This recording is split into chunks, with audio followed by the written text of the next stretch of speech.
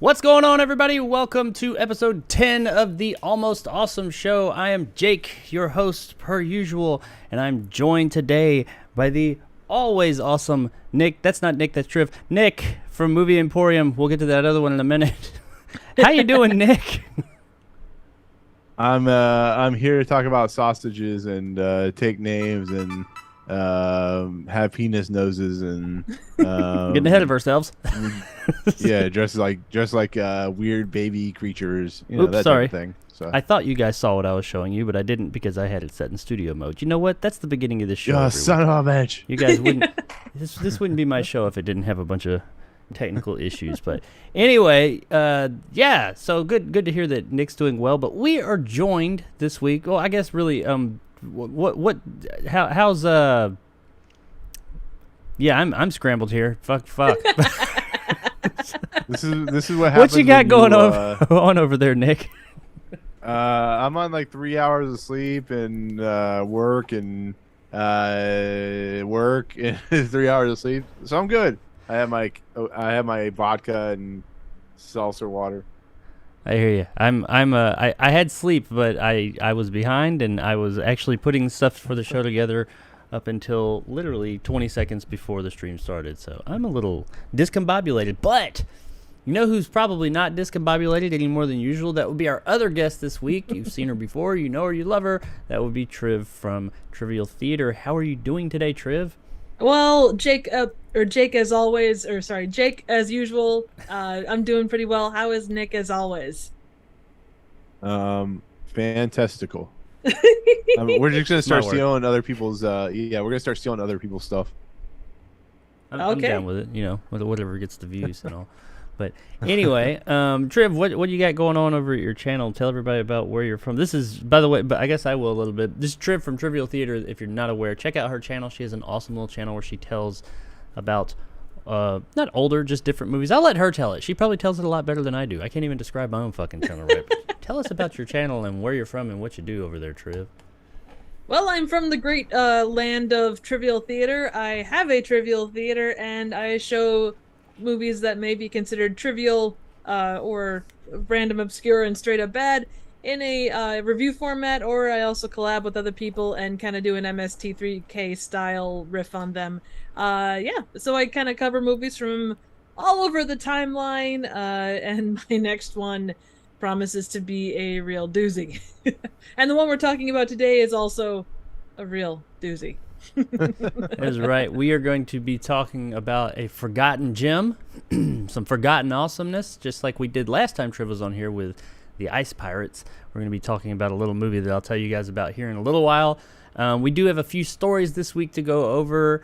I'm going to kind of stick with the format that I did last or on Wednesday, where we kind of have a few things that I tell you about in the beginning, and then we move on into, I'm sorry, hang on a second. I've got a issue. And stall, Triv. Stall. Stall for us. Go Bears. Speak. Penis. Yes. Vagina. Yes. Boys have penis. Stop Vagina. speaking. Girls have penis.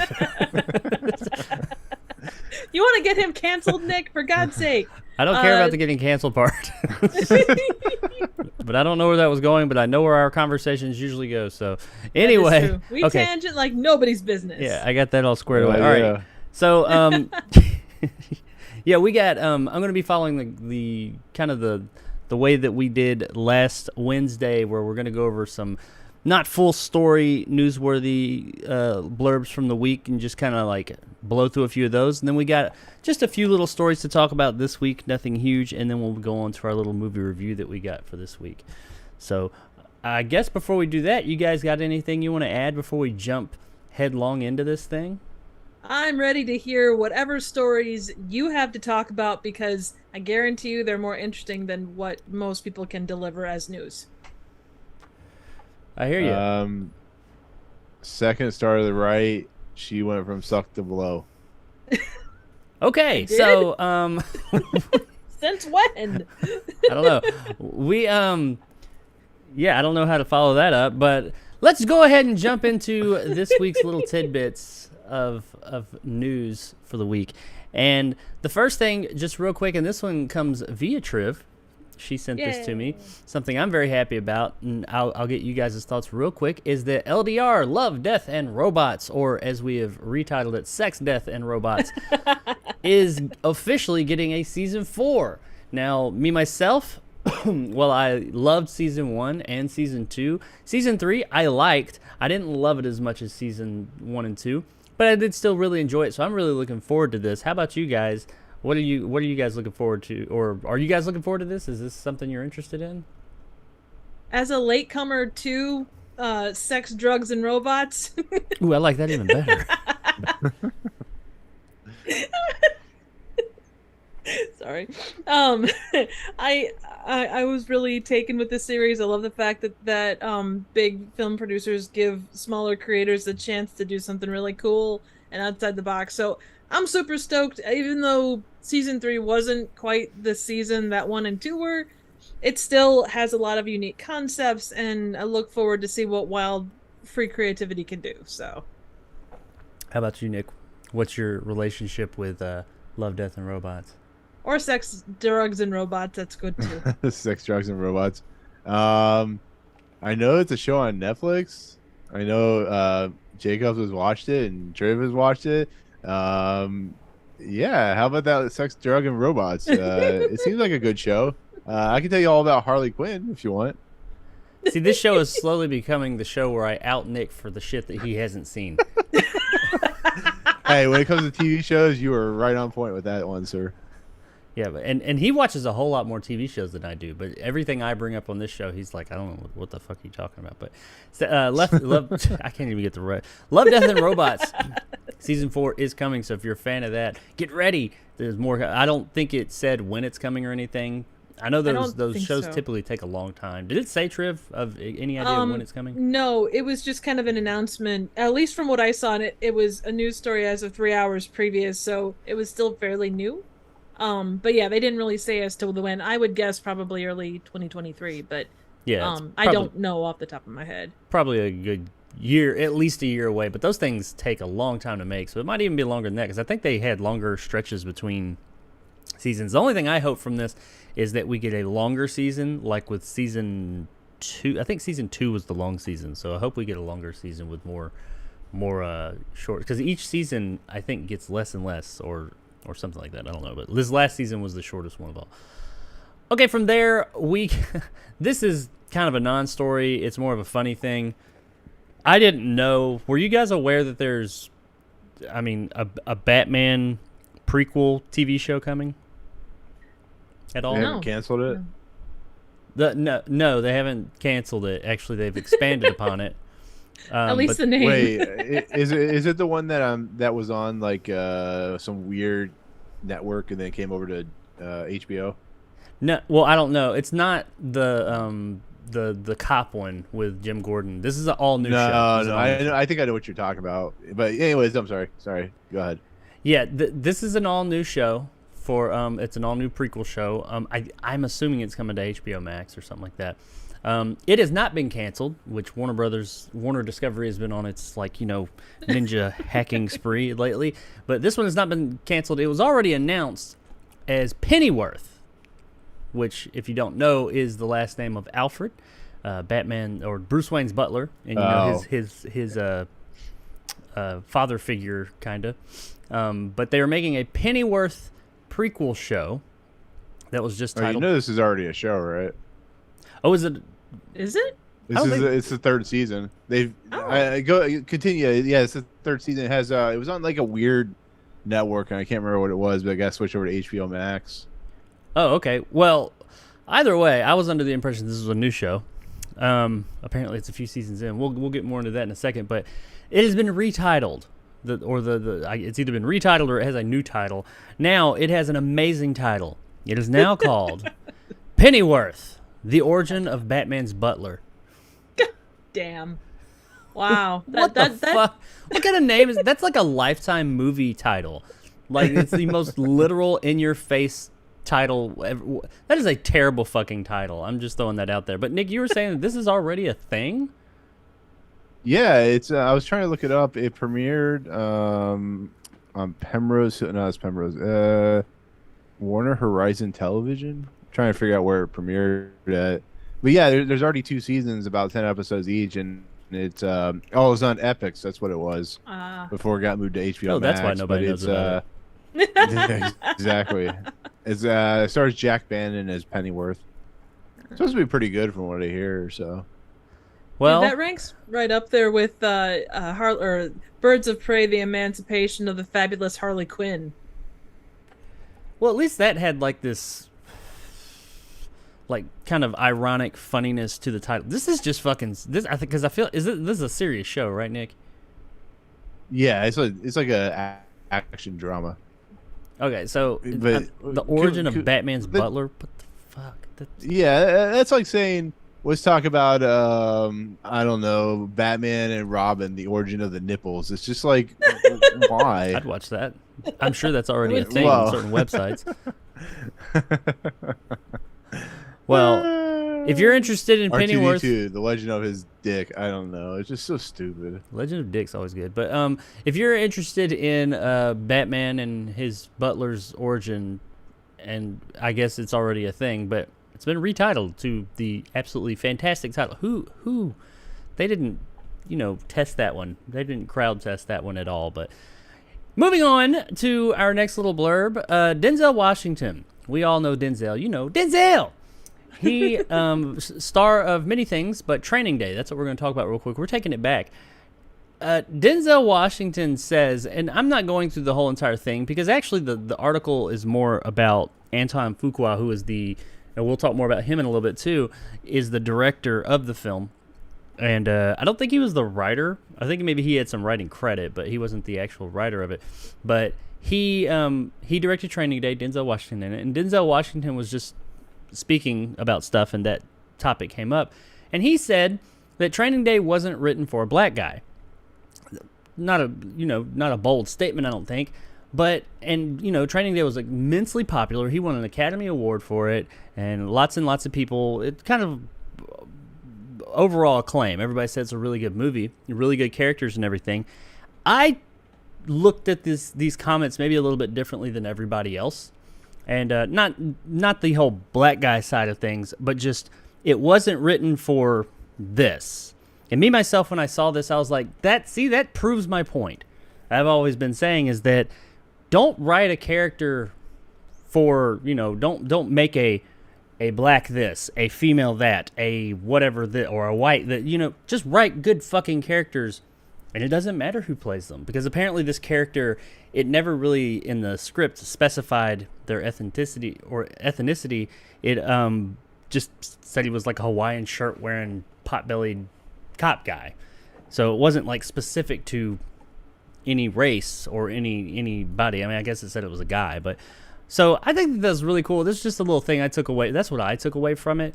And I think that's one of the things we've been running into, not we, I'm not in Hollywood, but Hollywood's been running into issues with, is that they're so concerned about writing characters for specific races and creeds and people, instead of just writing good characters with good stories and then filling it with whatever people they feel the need to.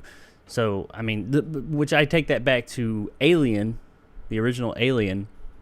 Ripley, one of the strongest female characters in history, or cinematic history, she was originally that character was originally a man, and it got reworked for Sigourney Weaver, and they didn't have to change much. Apparently, is what they said. Write good characters, and you'll have good movies. Don't stop writing. Stop trying to just shoehorn things in. That's all. That's what I took away from it. What are you guys' thoughts on this? Am I crazy? Do I have any what was that? No, you're correct. I've been thinking about what you were talking about as you were talking, for like the last minute and a half, and I'm like, that is so true. The reason for that is if back in the 90s, if they did that properly, and they did do that, we got films like Airheads and Biodome and The Jury or Jury Duty and what was it, Son-in-Law. So you know what? Just write for the person. Just write for the thing. You'll get movies like more Biodome. Pauly Shore movies is what he's saying. People. Oh God, exactly. Are we sure? In the army now. Yeah. Yeah. No. In all honesty, joking aside, if it were for like Denzel Washington being in Training Day, I don't think the movie would have worked. I think Ethan Hawke's really good in it, but you're right. Write the character, and then there are characters that a director wants specifically, an actor or an actress, so they'll write their style and their feel and type. Like a lot of directors, like will write towards like a Denzel Washington or Tom Cruise. But if you're writing a story or writing a movie and you're just trying to flesh out the character first, find the person that perfectly fits that character and go with it. Otherwise, you're going to end up with Biodome. So I mean, yeah. As much as I like Biodome, I know I keep bringing that up, but it's just it is what it is. You write terrible stuff, and that's what happens. So I'm ashamed to admit that I saw Biodome in the movie theater. Biodome's awesome. It's one of those stupid ass movies. But my point being, like, write the character, then figure out, unless you're specifically aiming towards a specific person, write the character to make the character work, and then figure out your actor later on. Absolutely, but I saw Biodome while my parents went and saw Mr. Holland's Opus. At the time, Biodome seemed like the better option. What is wrong with your parents, man? They missed out on a classic.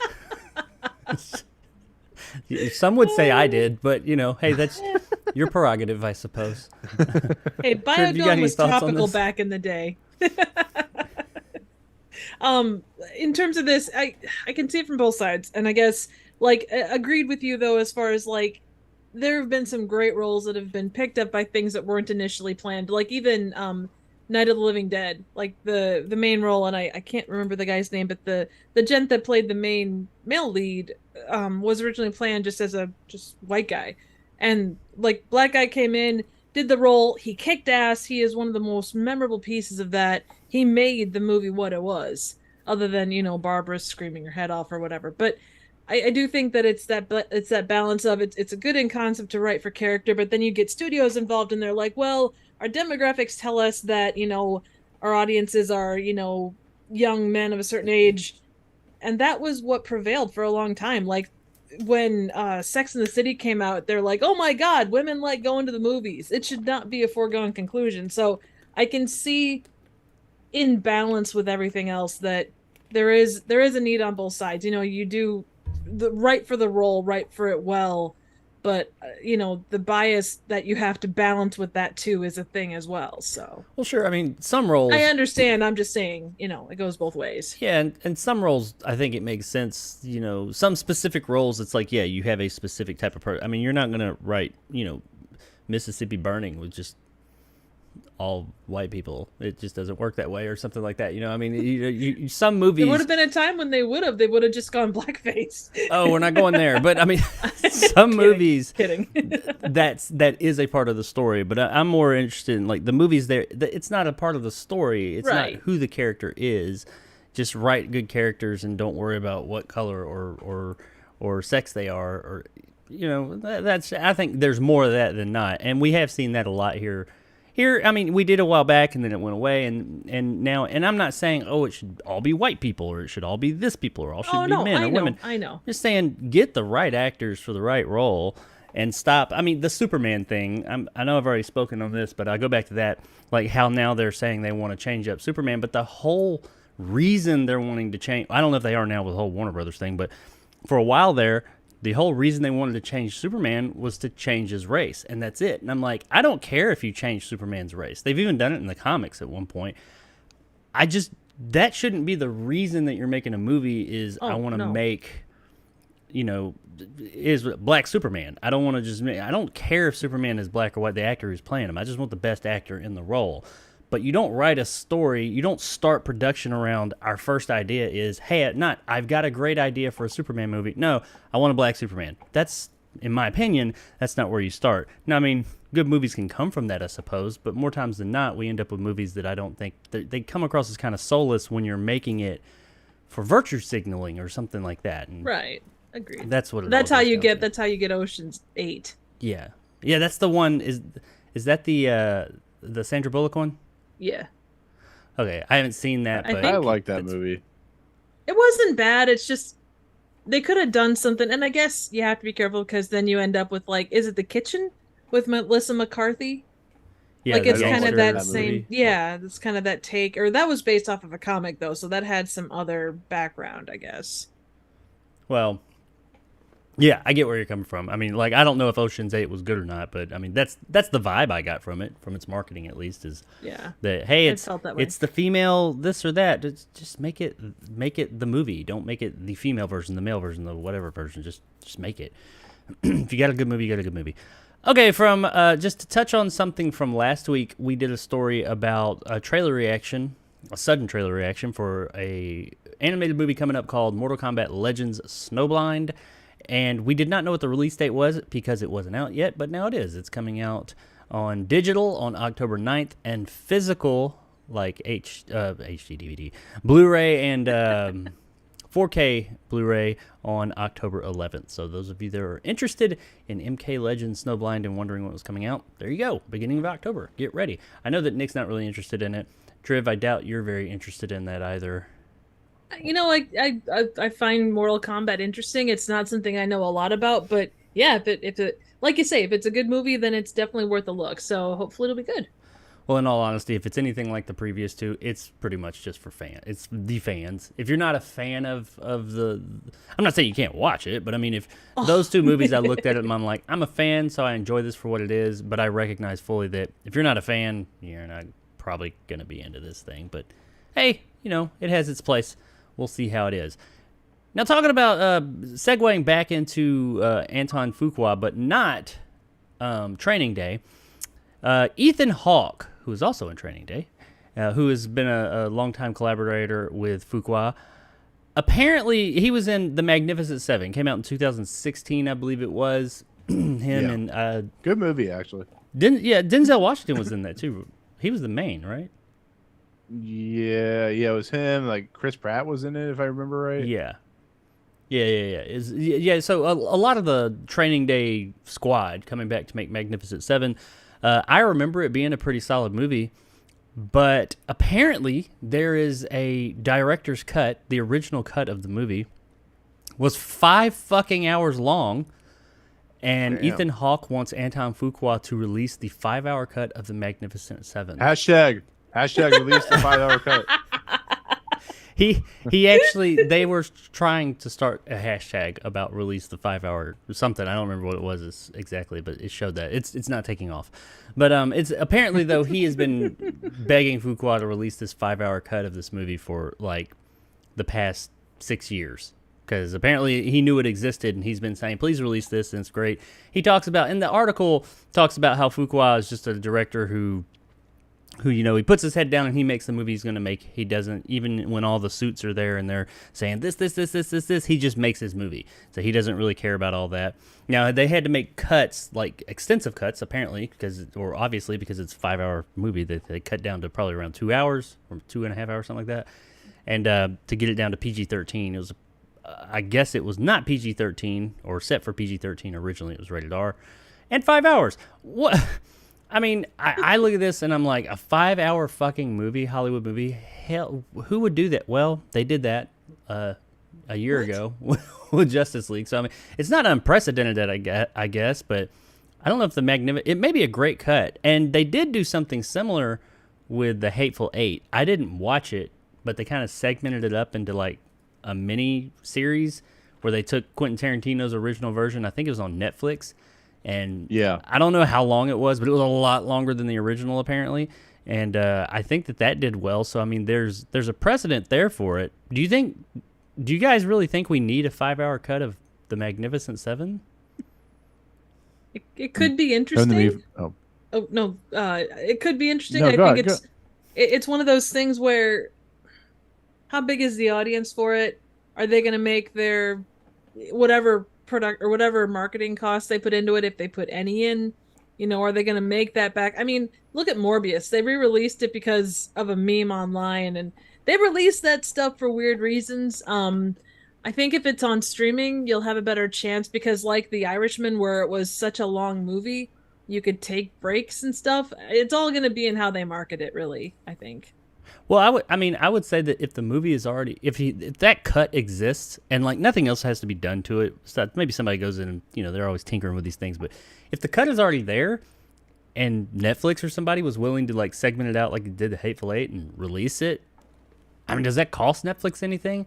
They don't even really have to market it. They could just say, hey, it's out there. True. For those of you that want to watch it, it's just more content on their platform. I wouldn't see why not. I mean, why not? I don't think that there's a huge audience it just doesn't seem like there's a huge audience for the 5-hour cut of the Magnificent Seven. But I mean, if it's awesome and it's already done, fuck it. If I was Netflix, I'd reach out and be like, hey, we'll do it if you want to. Apparently, Fuqua is not interested in doing it, but Ethan Hawke is. What do you think, Nick? No. No, I do not think this needs to happen. I honestly, I remember hearing about this. I knew it was a thing, but I don't need I can take a 12 to 13 hour Lord of the Rings series extended edition, but I can't handle 5 hours of Chris Pratt. It won't work. I already can't handle him in like a 2.5 hour Jurassic movie. No. Just put that thing out the pasture and be done with it. You really hate Chris Pratt. Wow. I don't hate Chris Pratt. Right? I used to not hate Chris Pratt, and then he became Chris Pratt, the person we know now, and it's like, go away. I don't want you. Are you saying that he lives up to his last name? Yeah. Mister, I'm gonna do a terminal list and make it the worst thing of the year. Ooh, shots fired. Yeah. Not really. There is a movie called Stowaway, so we'll talk about that. No, I'm just kidding. Is he in that? No. I was making a joke, a bad joke. I'm tired, people. It's all my jokes are bad. It's all good. Well, there's. I got puns. That's it. Hey, we're gonna talk about puns and quips here at the end of the show. Don't worry, you'll be in good company. More company. So yeah, the 5-hour cut of Magnificent Seven. Apparently, it's out there. If it's something that you'd be interested in, I don't know. Go start a fucking hashtag or something, and maybe they'll make it happen. Ethan Hawke's on your side.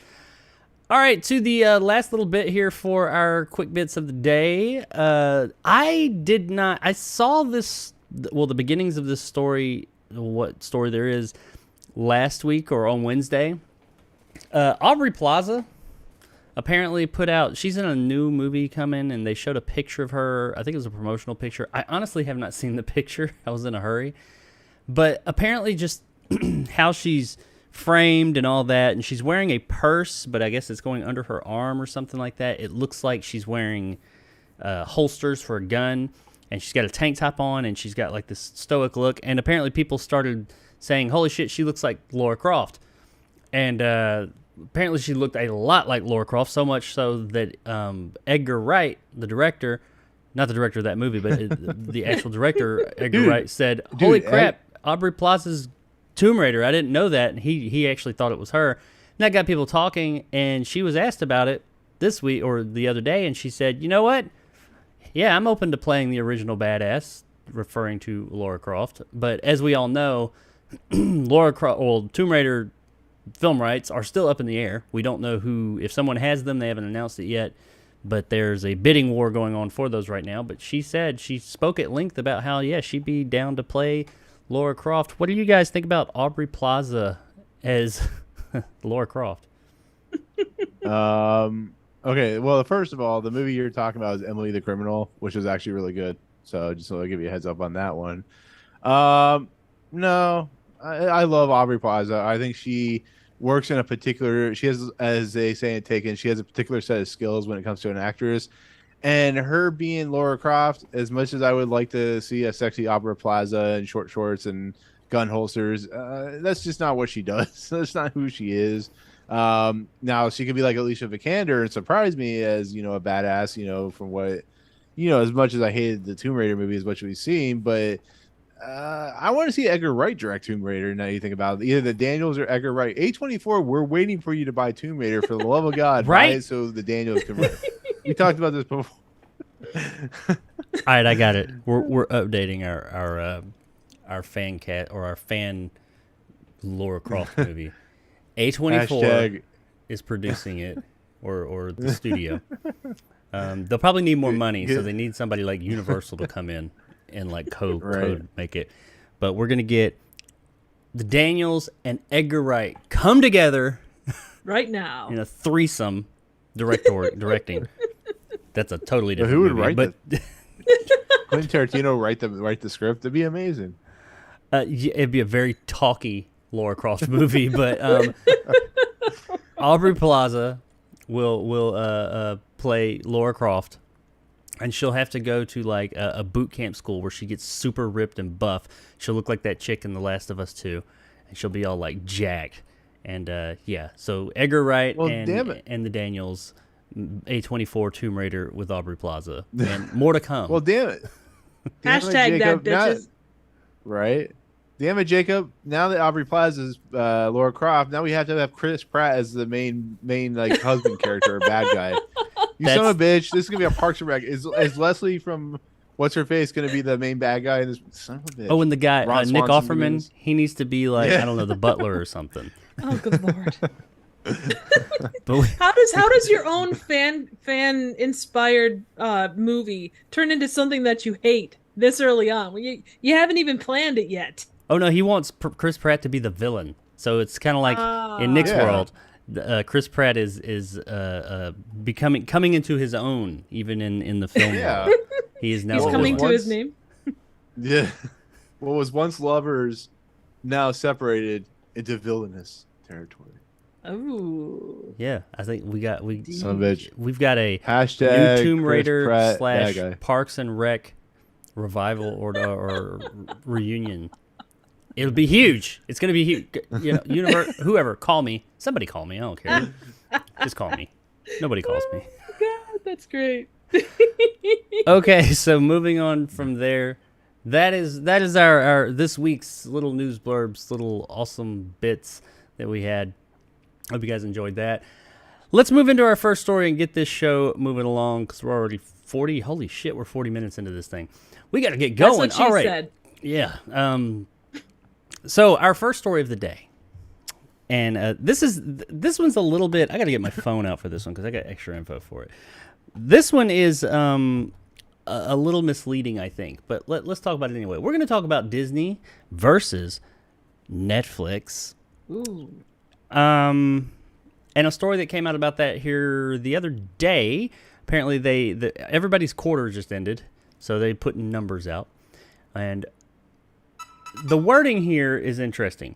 Walt Disney edged past Netflix with a total of 221 million streaming subscribers at the end of the most recent quarter and announced it will launch a Disney Plus option with advertising this December.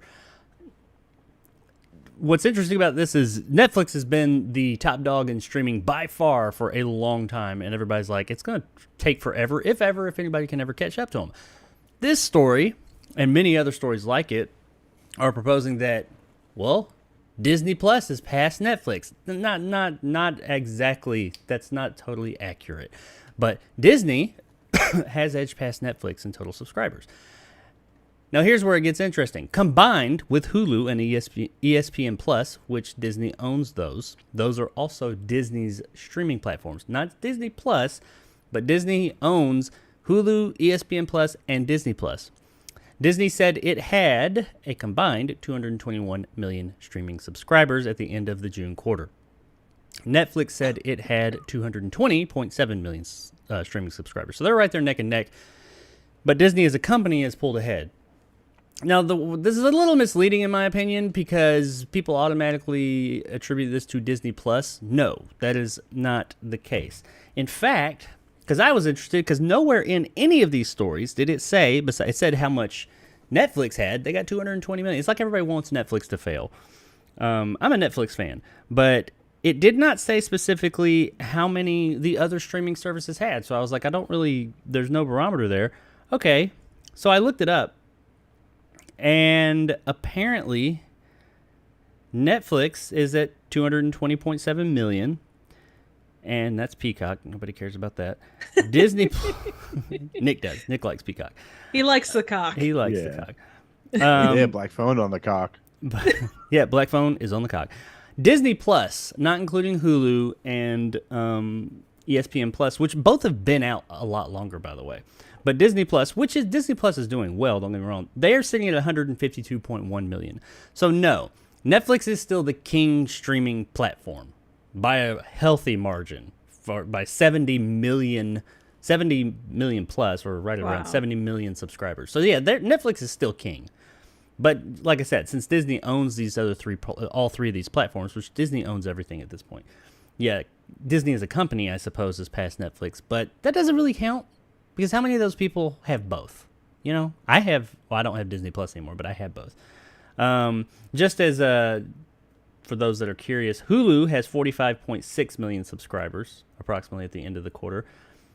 Peacock has, I think it's 4 million. So they're killing it. They hope to beat a 13 million in a couple of years. That's their words. HBO Max is doing pretty good as well. They are sitting at 92.1 million. And Paramount Plus had, really, that's it? Oh, I'm sorry. They have 63.7 million. So they're doing decent. Now, the wild card in all this, and the one they don't talk about, and it talks about Apple TV and all that too. Nobody cares about that. Amazon Prime has revealed that more than 200 million Prime members worldwide streamed its shows. So that kind of says, well, damn, they're killing it. But the thing is, Amazon Prime, that's not just strictly a streaming service. I think most people are members of Amazon Prime because they want to get free shipping and stuff like that. And it even says that. That's why they kind of don't include Amazon Prime. Because as far as like streaming, Amazon Prime doesn't touch the other ones. It doesn't touch like Netflix. So what do you guys think about this? This is kind of a... I felt like this was a bit misleading in the way that they were saying it. Also, to add to that, apparently all the companies are adding new tiers. Disney Plus, or Disney said that the company announced that Disney Plus with ads, which is a new tier they're doing, will cost $7.99 a month, which is the same price the company now charges for the ad-free version. And that version, the one that everyone who has Disney Plus now has, is going to increase by $3 next month to $11 a month. Or, I'm sorry, in December. And prices for Hulu are going to rise as well. I guess it has multi-tiers. I don't know. But they're all going up a few dollars as well. So Disney is raising the price of all of its tiers. Netflix is not raising the price, but they are coming with a cheaper one for their not ad-free, but ad-included thing. I don't know. And then Hulu, what's funny about this is Hulu, which Disney owns, you pay for that shit and you still get fucking ads that you can't skip. I just noticed that the other day, by the way, when I was watching Prey. It makes you watch fucking ads. I'm like, what the fuck this shit? But anyway, what do you guys think of this? Little bit of news. See, this is why I stick with Shudder. It's just a better option. Shudder's an awesome service. It is. They were not mentioned, by the way. Of course not. They're too niche. But I love just the... It's like Obi-Wan Kenobi. I think that Disney took that whole perspective and they're like, we're telling the truth from a certain point of view that, Disney, has all of these subscribers and stuff, but actually, clearly they don't. So, I mean, they're doing well. Don't get me wrong. I'm not sitting here trying to say that they're not. But they're fucking Disney. Like you say, they own everything. They, in theory, and knock on wood, they don't get there, but they should be doing good. That's like, an Olympic runner, finishing behind like a bunch of fourth graders and trying. You expect that. You have them at a higher level. They should be doing well. Yeah, it's like I think it is kind of a like to add on to what you said. If Disney didn't do well, if Disney Plus tanked, I think people would be like, "What the fuck is wrong with you?" But them doing well is kind of like, yeah, and. Yeah. If you didn't, we'd be like, what the hell's going on? I mean, it's Disney. They're huge now. Nick, you probably have a little bit more skin in this game. What do you think of all this nonsense? Are you like, I don't give a shit? No, I care. The problem with Netflix is they're losing subscribers too, so they're having issues right now where you can definitely tell their quality of stuff has gone down. And the funny thing about between Netflix and Disney is Netflix has been doing this, the streaming version since 2005 or 6. Yeah, when House of Cards came out, and Disney's been doing this for like 2 years, 3 years now, 3 or 4 years now. Yeah, so it's I know where you're going with this. It's pretty crazy to think about. No, I'm just saying like it's pretty impressive. But the problem with Disney is that they rely on nostalgia, and Netflix doesn't have nostalgia. So there's that. But as far as like what they've done, Disney has had, and they have. I mean, they've gone up to 150 million subscribers approximately on Disney Plus in 2 years or 3 years, however long it's been. And Netflix, it took them, better part of 15 years or 20 years to get to where they are. You're like, well, they're obviously going to overtake them. But I don't look at it like that, because Netflix was first. When they started that, not everybody was streaming Netflix. Not everybody was, the streaming was just this weird thing. People didn't fully understand it. It wasn't until the past few years that it really took off, and a lot of that is because of Netflix. I mean, hell, originally the only place you could stream Netflix was on your computer and an Xbox 360, and now it's everywhere. You can stream just to fucking TVs, and Netflix is, them taking that long, I don't think is indicative of the quality of what they have. Now, I mean, their quality now is different, definitely, and their whole business model is different. But I think that them taking that long is because they were the pioneers in that field. So I think that Disney has done, Disney Plus, even though I'm not a fan of Disney, I think that they've done some good things. But I'm not going to applaud them so much to say, look how much they grew in that time. One being, going back to what Triv said, that it's fucking Disney. They're huge.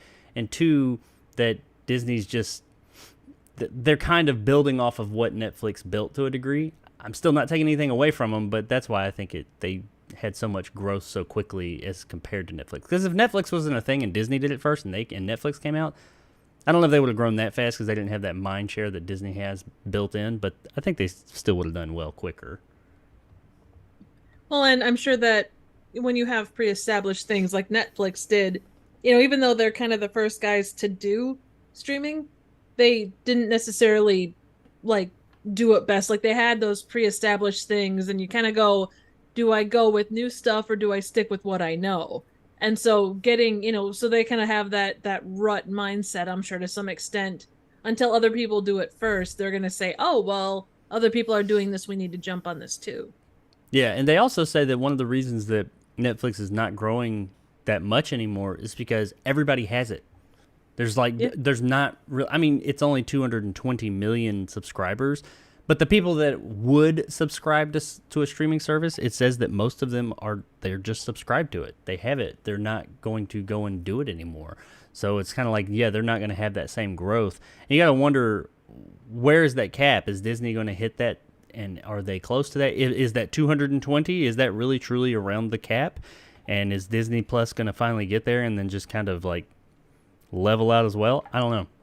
But I do think that the wording here, and I get it's marketing, all that, but the wording's a little deceptive, and I just kind of wanted to put that out there that no, Disney Plus is not past Netflix, but yeah, Disney doing all right, which I don't think anybody was concerned about that.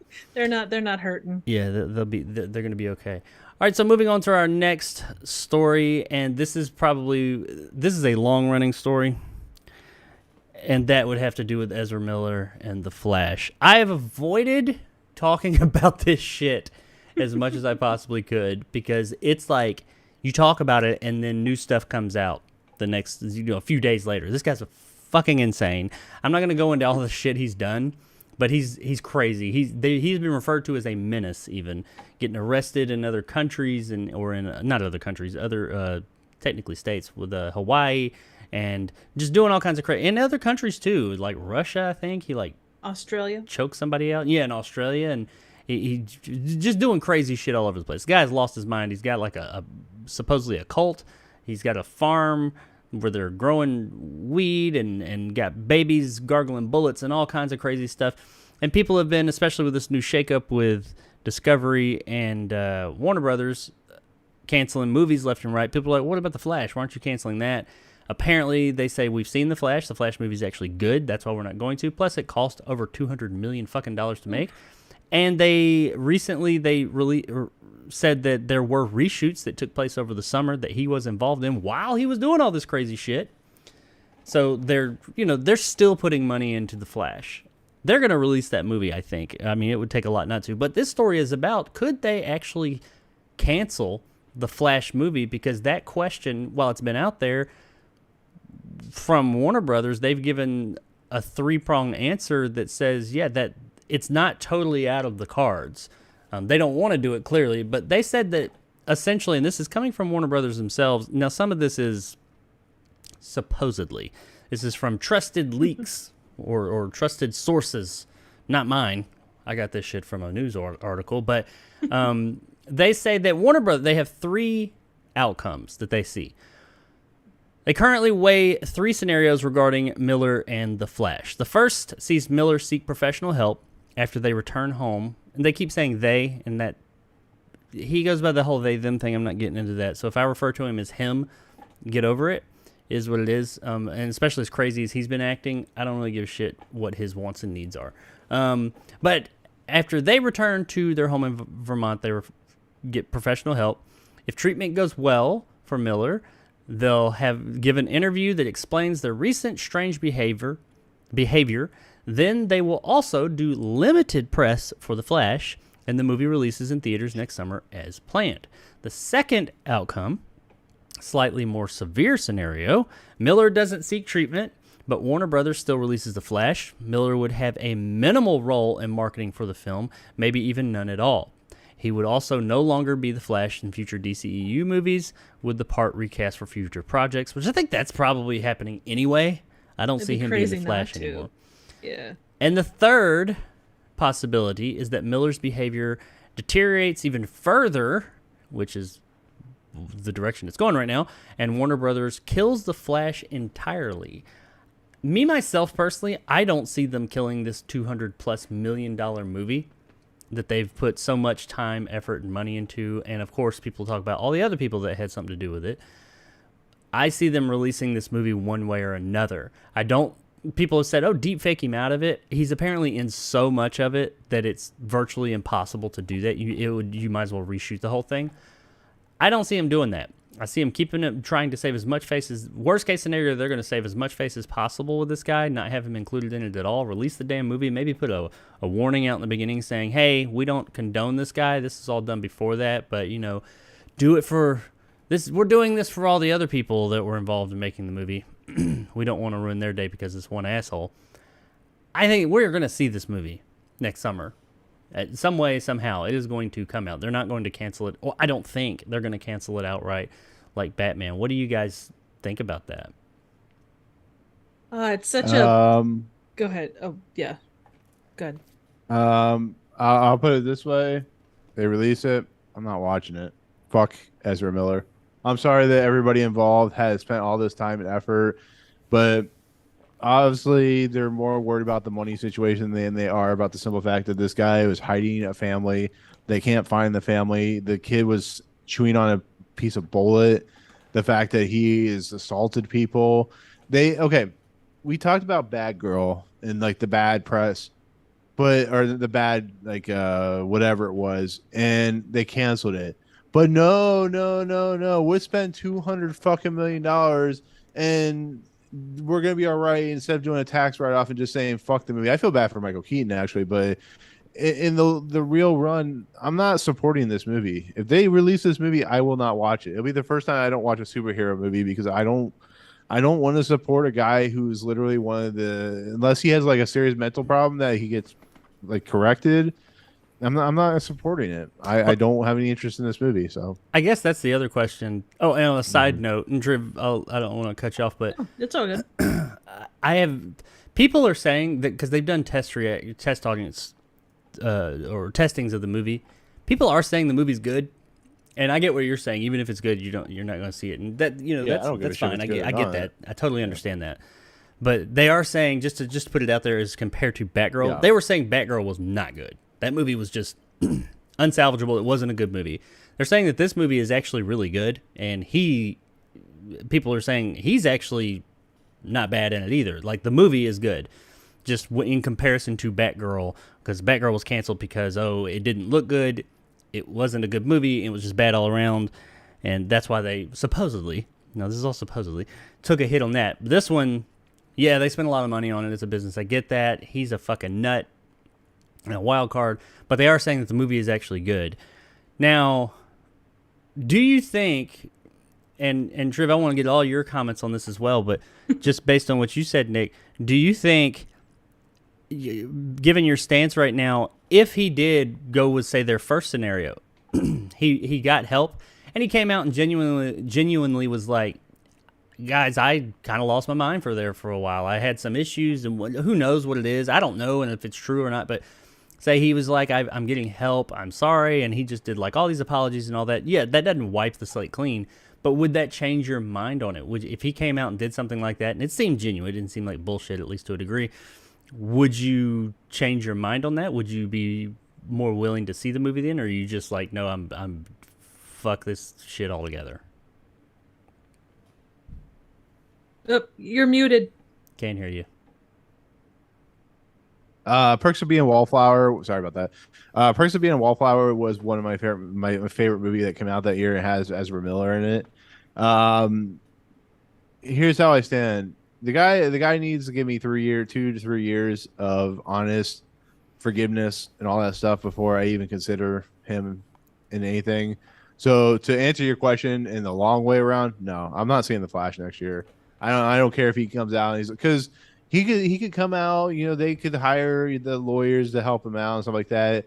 But he's got to prove that he is actually better. Look at Robert Downey Jr. That guy went on a hell of a drug bender, and he turned it around after a few years doing Iron Man and coming clean and all that stuff. And at first I'm like, when I first heard Robbie Downey Jr. was doing Iron Man, I'm like, fuck this guy, I'm not gonna watch it. But the Flash, Ezra Miller seems like an individual that you get him to do something and it won't seem genuine, even if it does feel like it's genuine. I just that whole situation with the family really pisses me off. So I'm not supporting the Flash. But if he turns it around and he gives it a couple years and just kind of fixes his problems, then maybe.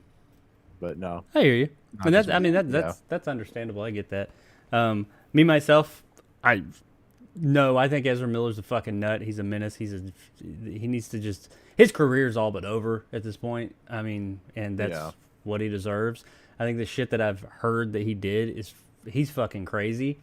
I'm gonna watch this movie though.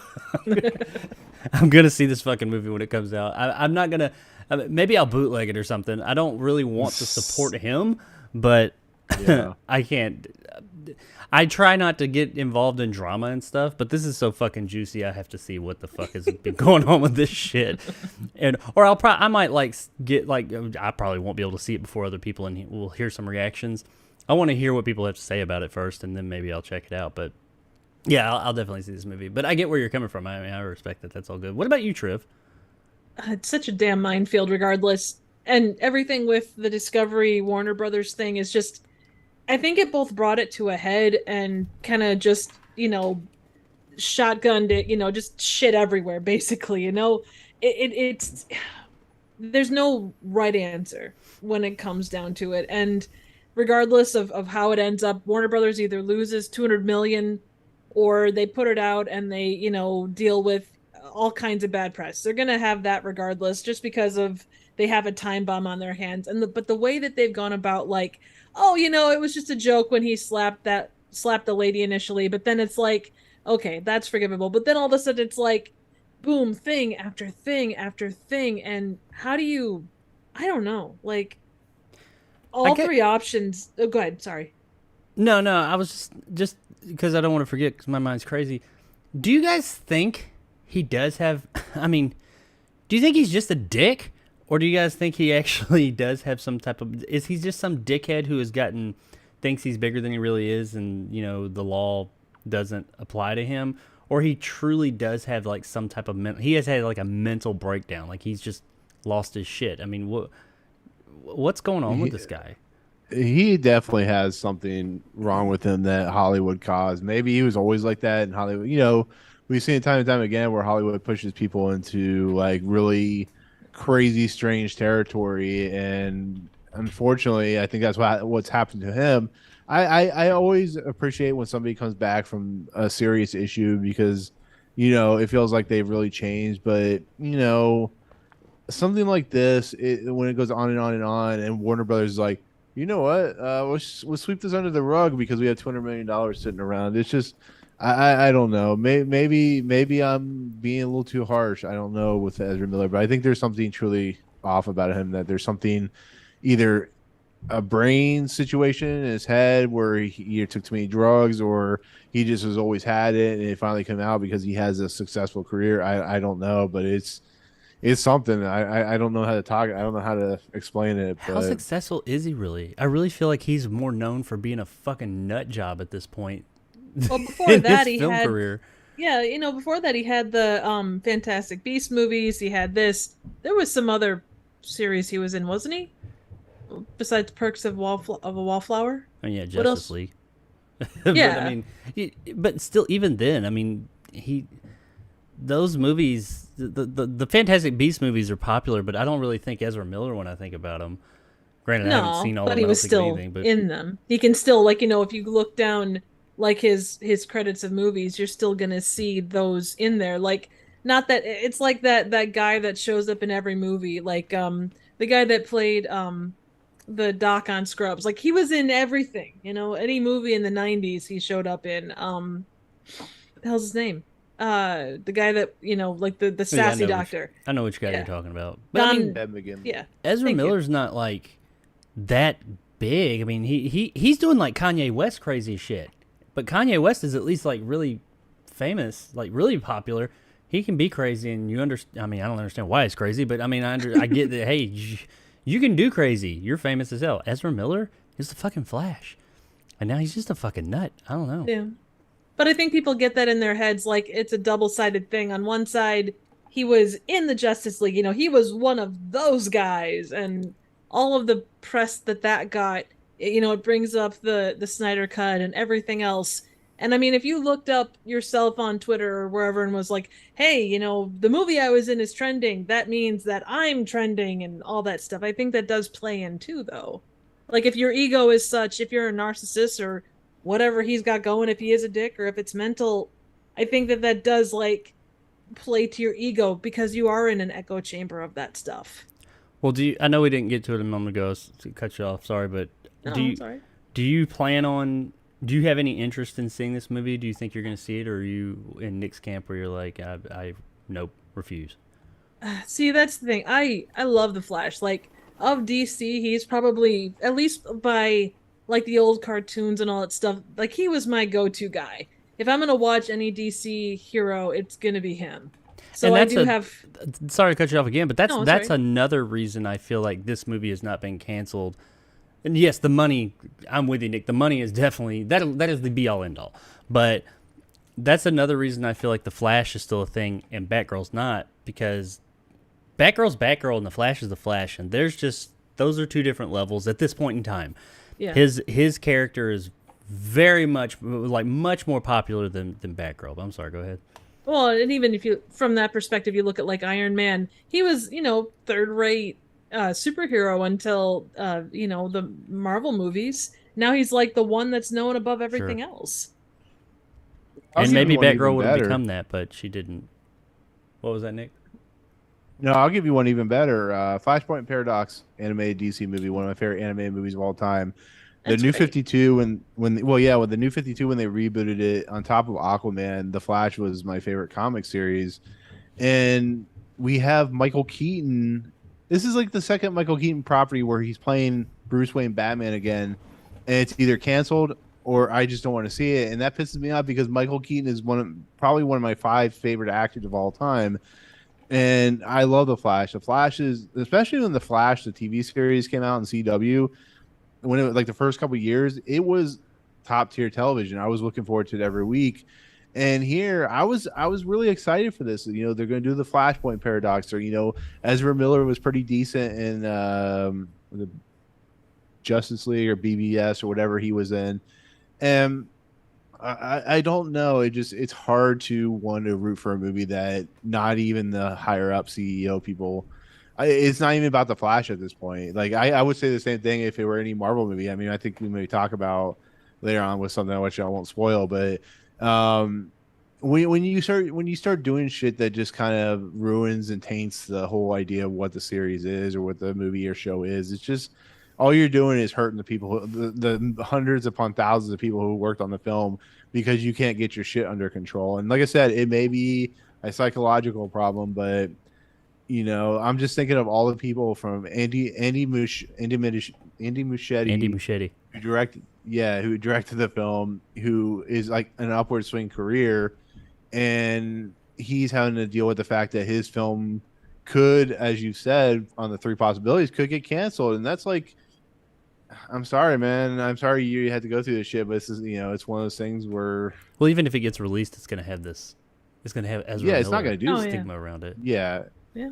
yeah, and people Well, what forgive. was- I mean, I'm sorry, go ahead. Oh, I was just gonna say, what was I had heard some people were, and this goes back to one of Jake's points, but trying to do what they did with Kevin Spacey and what was it? Not The Color of Money, the All the Money, All the money in the world. yeah, with Chris Christopher Plummer and Plummer. such, and Christopher Yeah. Nolan. Yeah, I mean they couldn't do that because of the level of character that he is, and like you say, they've spent so much money. It's like people are like, oh well, they need to get rid of it. They need to do this. They need to do that, and there's no thought given to the what it would take to redo it if they tried to go that route.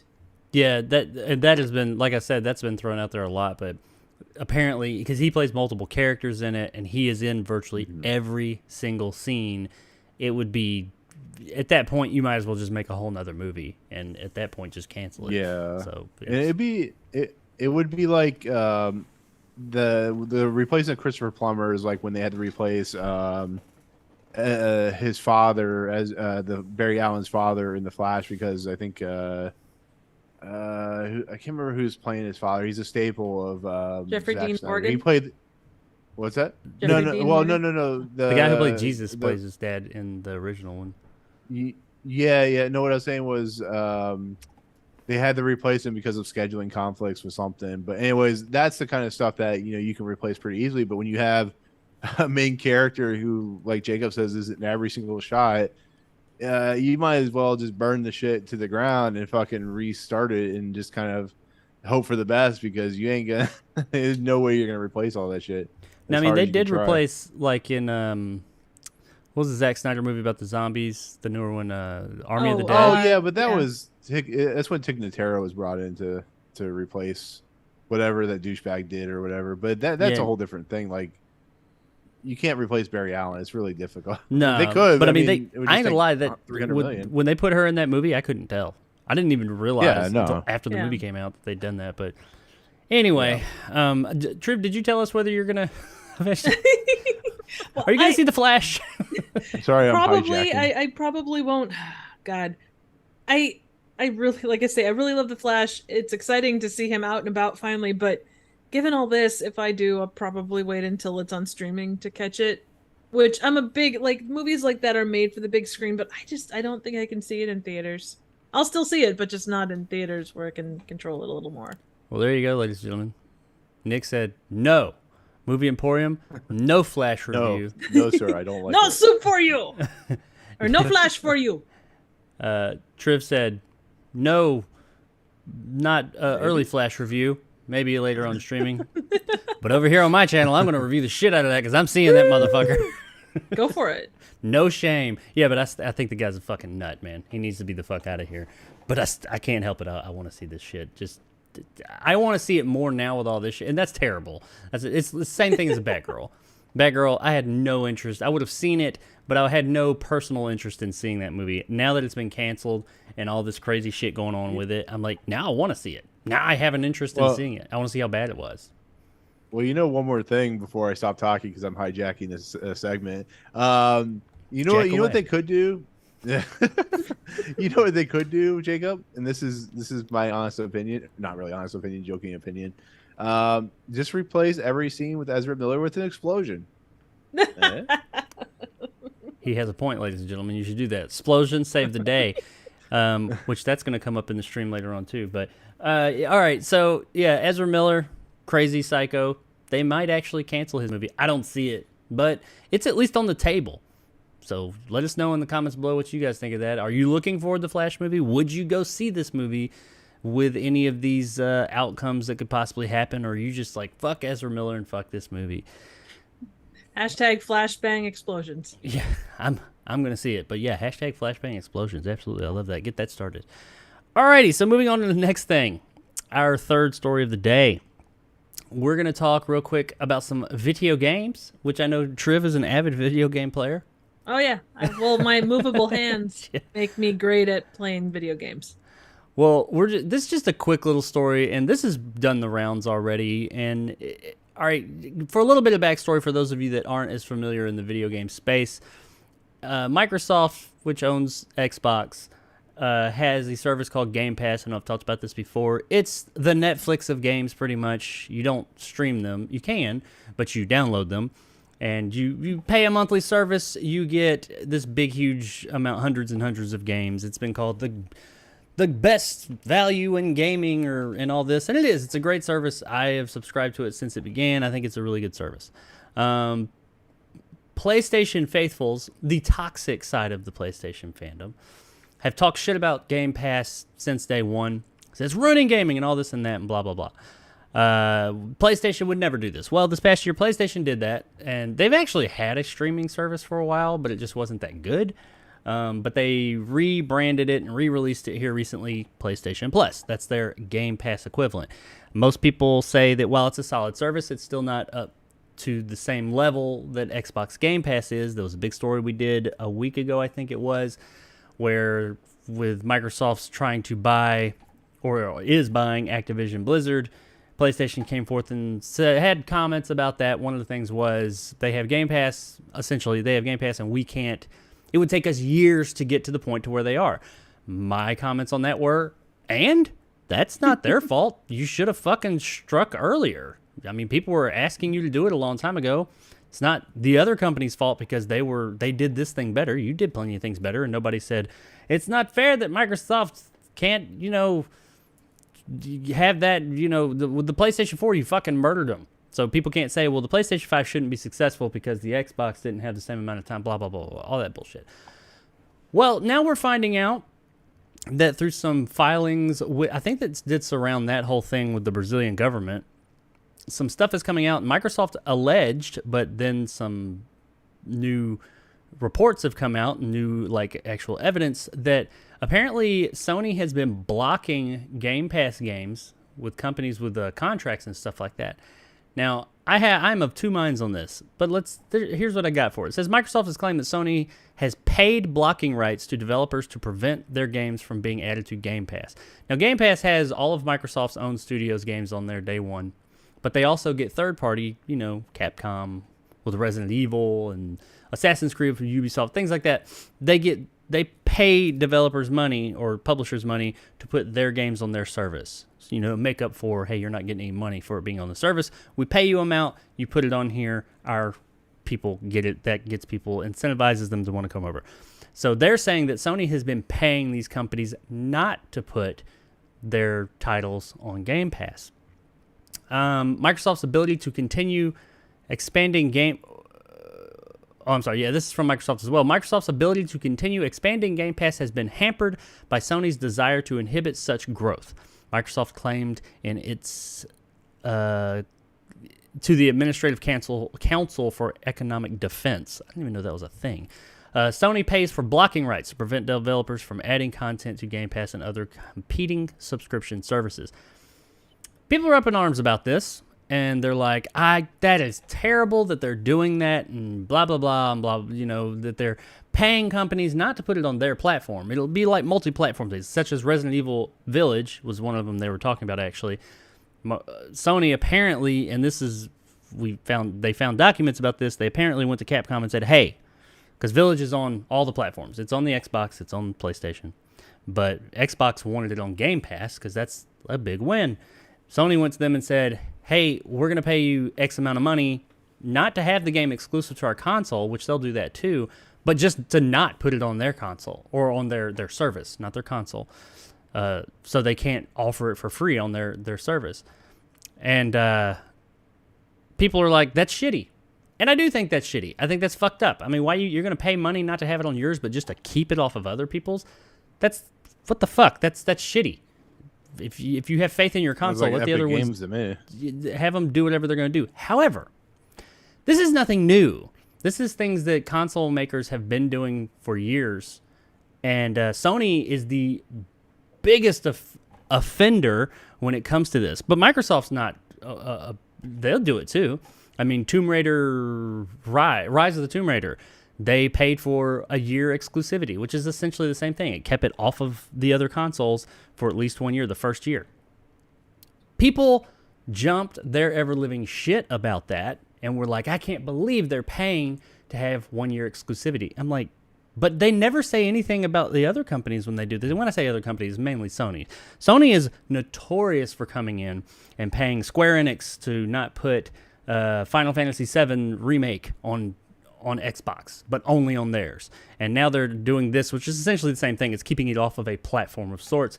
They're notorious for doing that. They've done that with a lot of different properties to keep exclusivity for third-party releases only on their platform.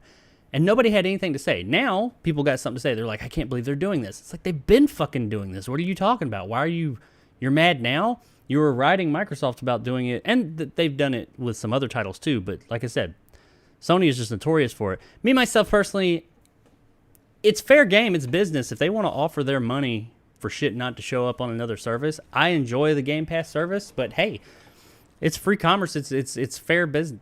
No, it's kind of like love and war. You know, nothing's off limits in business, in my opinion. I think it's kind of shady, but I'm not going to really fault them for it. Even though I prefer the Game Pass model, Microsoft can go and offer money for them to put it on there.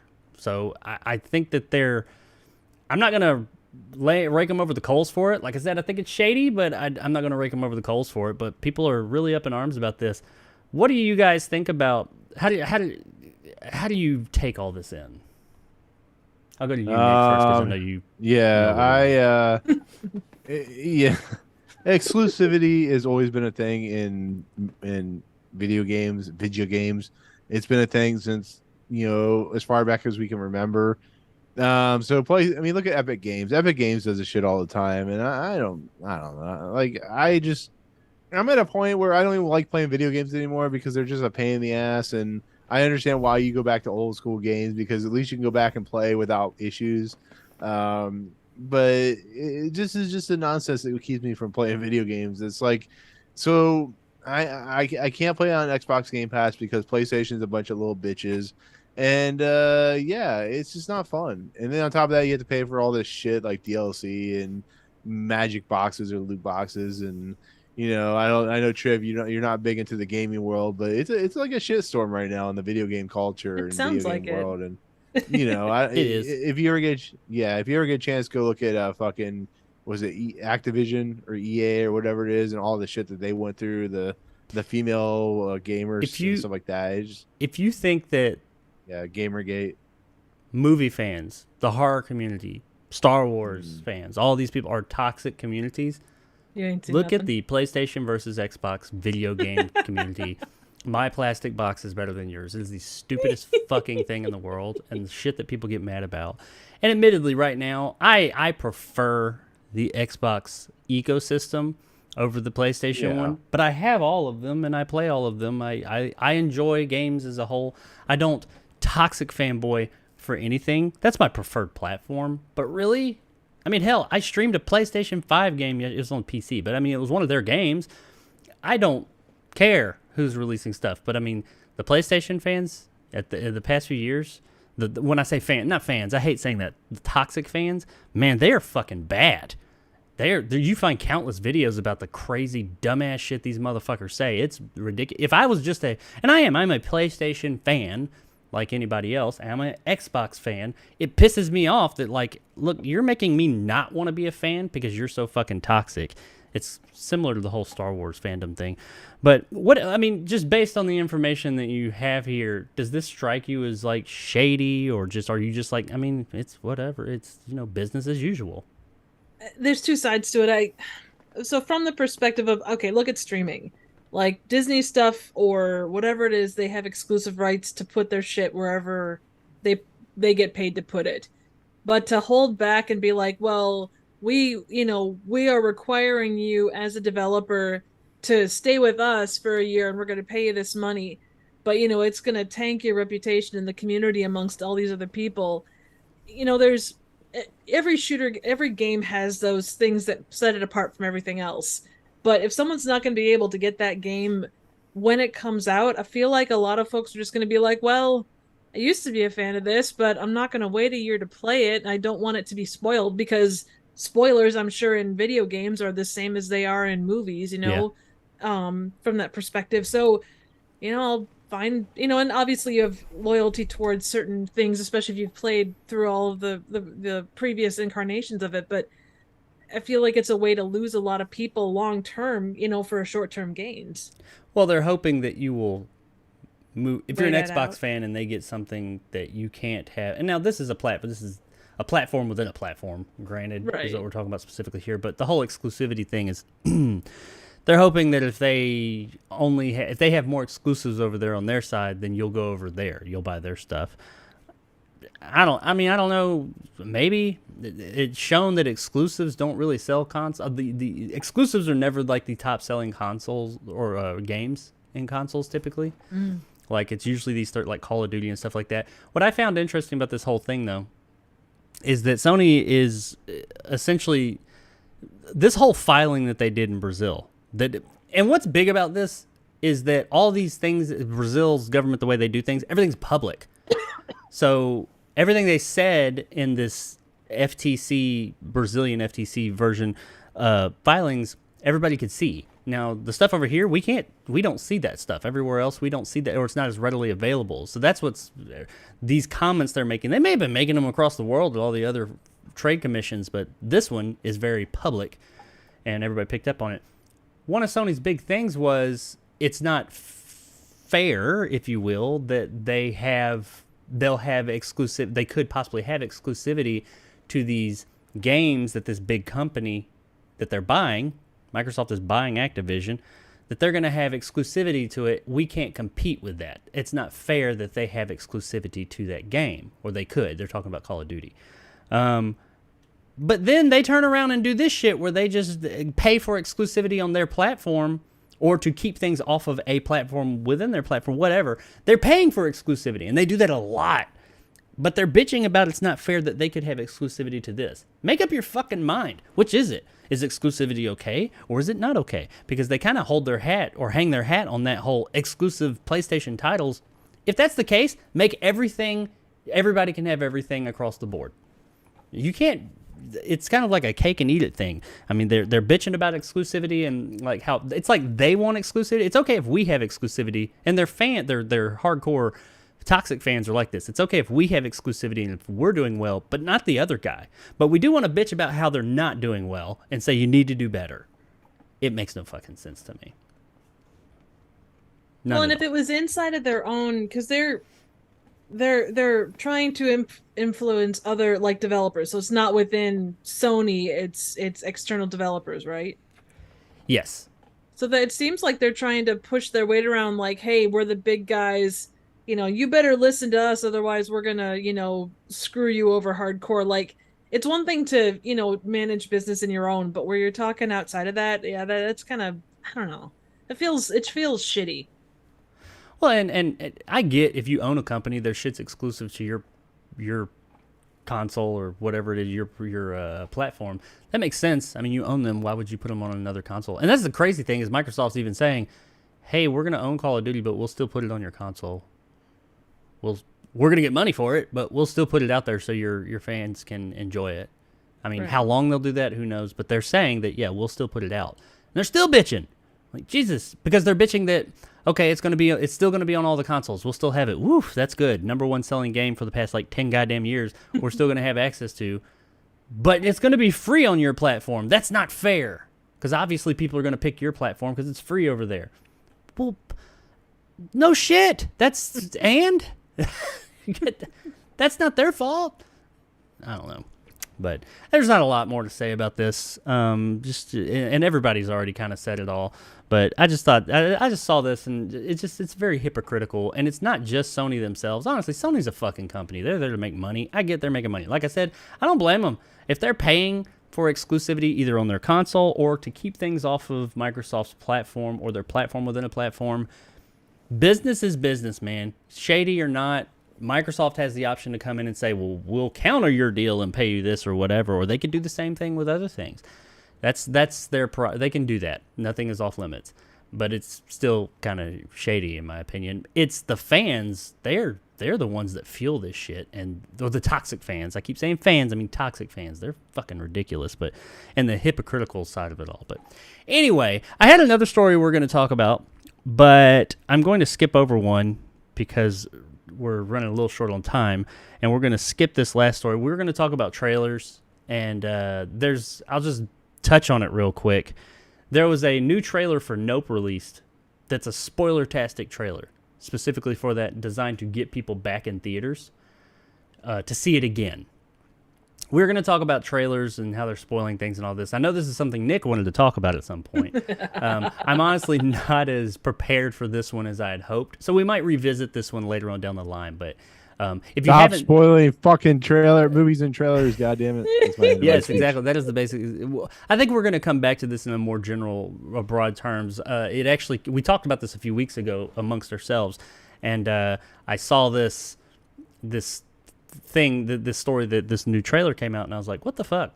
And it brought me back to that. We're going to talk about it, but I think we'll come back in more broader terms and talk about it. But if you haven't seen Nope, don't watch the new trailer because it apparently spoils everything. So don't watch the new Nope trailer before you see Nope the movie, because you won't need to see the movie after you see the trailer. Apparently it's stupid. All right, so let's move on to this last story, and then we're going to get into our review of the day. Let's talk about Marvel for just a minute. And not Marvel specifically, but some people that are talking about Marvel. This is a little bit wordy. I'm going to put some info out there, some comments that two gentlemen had about Marvel and the MCU, and then we're going to discuss. Damon Lindelof, he is the creator of Lost and many other things, but that's probably one of the biggest things he's known for. He said on a podcast recently concerning Marvel, it's always going to be hard because once you've got someone's attention, you want to keep it. And so the idea of letting it go and not knowing if you're ever going to get it back is sort of like it's analytical to the way that we're wired. Now, he's referring to the frequency in which Marvel is releasing stuff.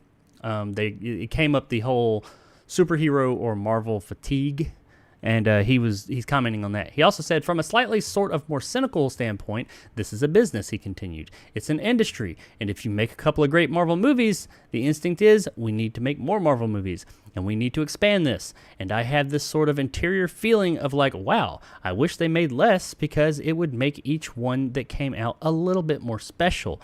But I watch all of them. People don't want things to end, and I do. Now, and that, people were generally on board with that, saying, yeah, I get it. Maybe Marvel needs to back up. They need to, reel in their release, the amount of shit that they're releasing, because it's not really special when a Marvel movie comes out anymore, and there was a time when it was.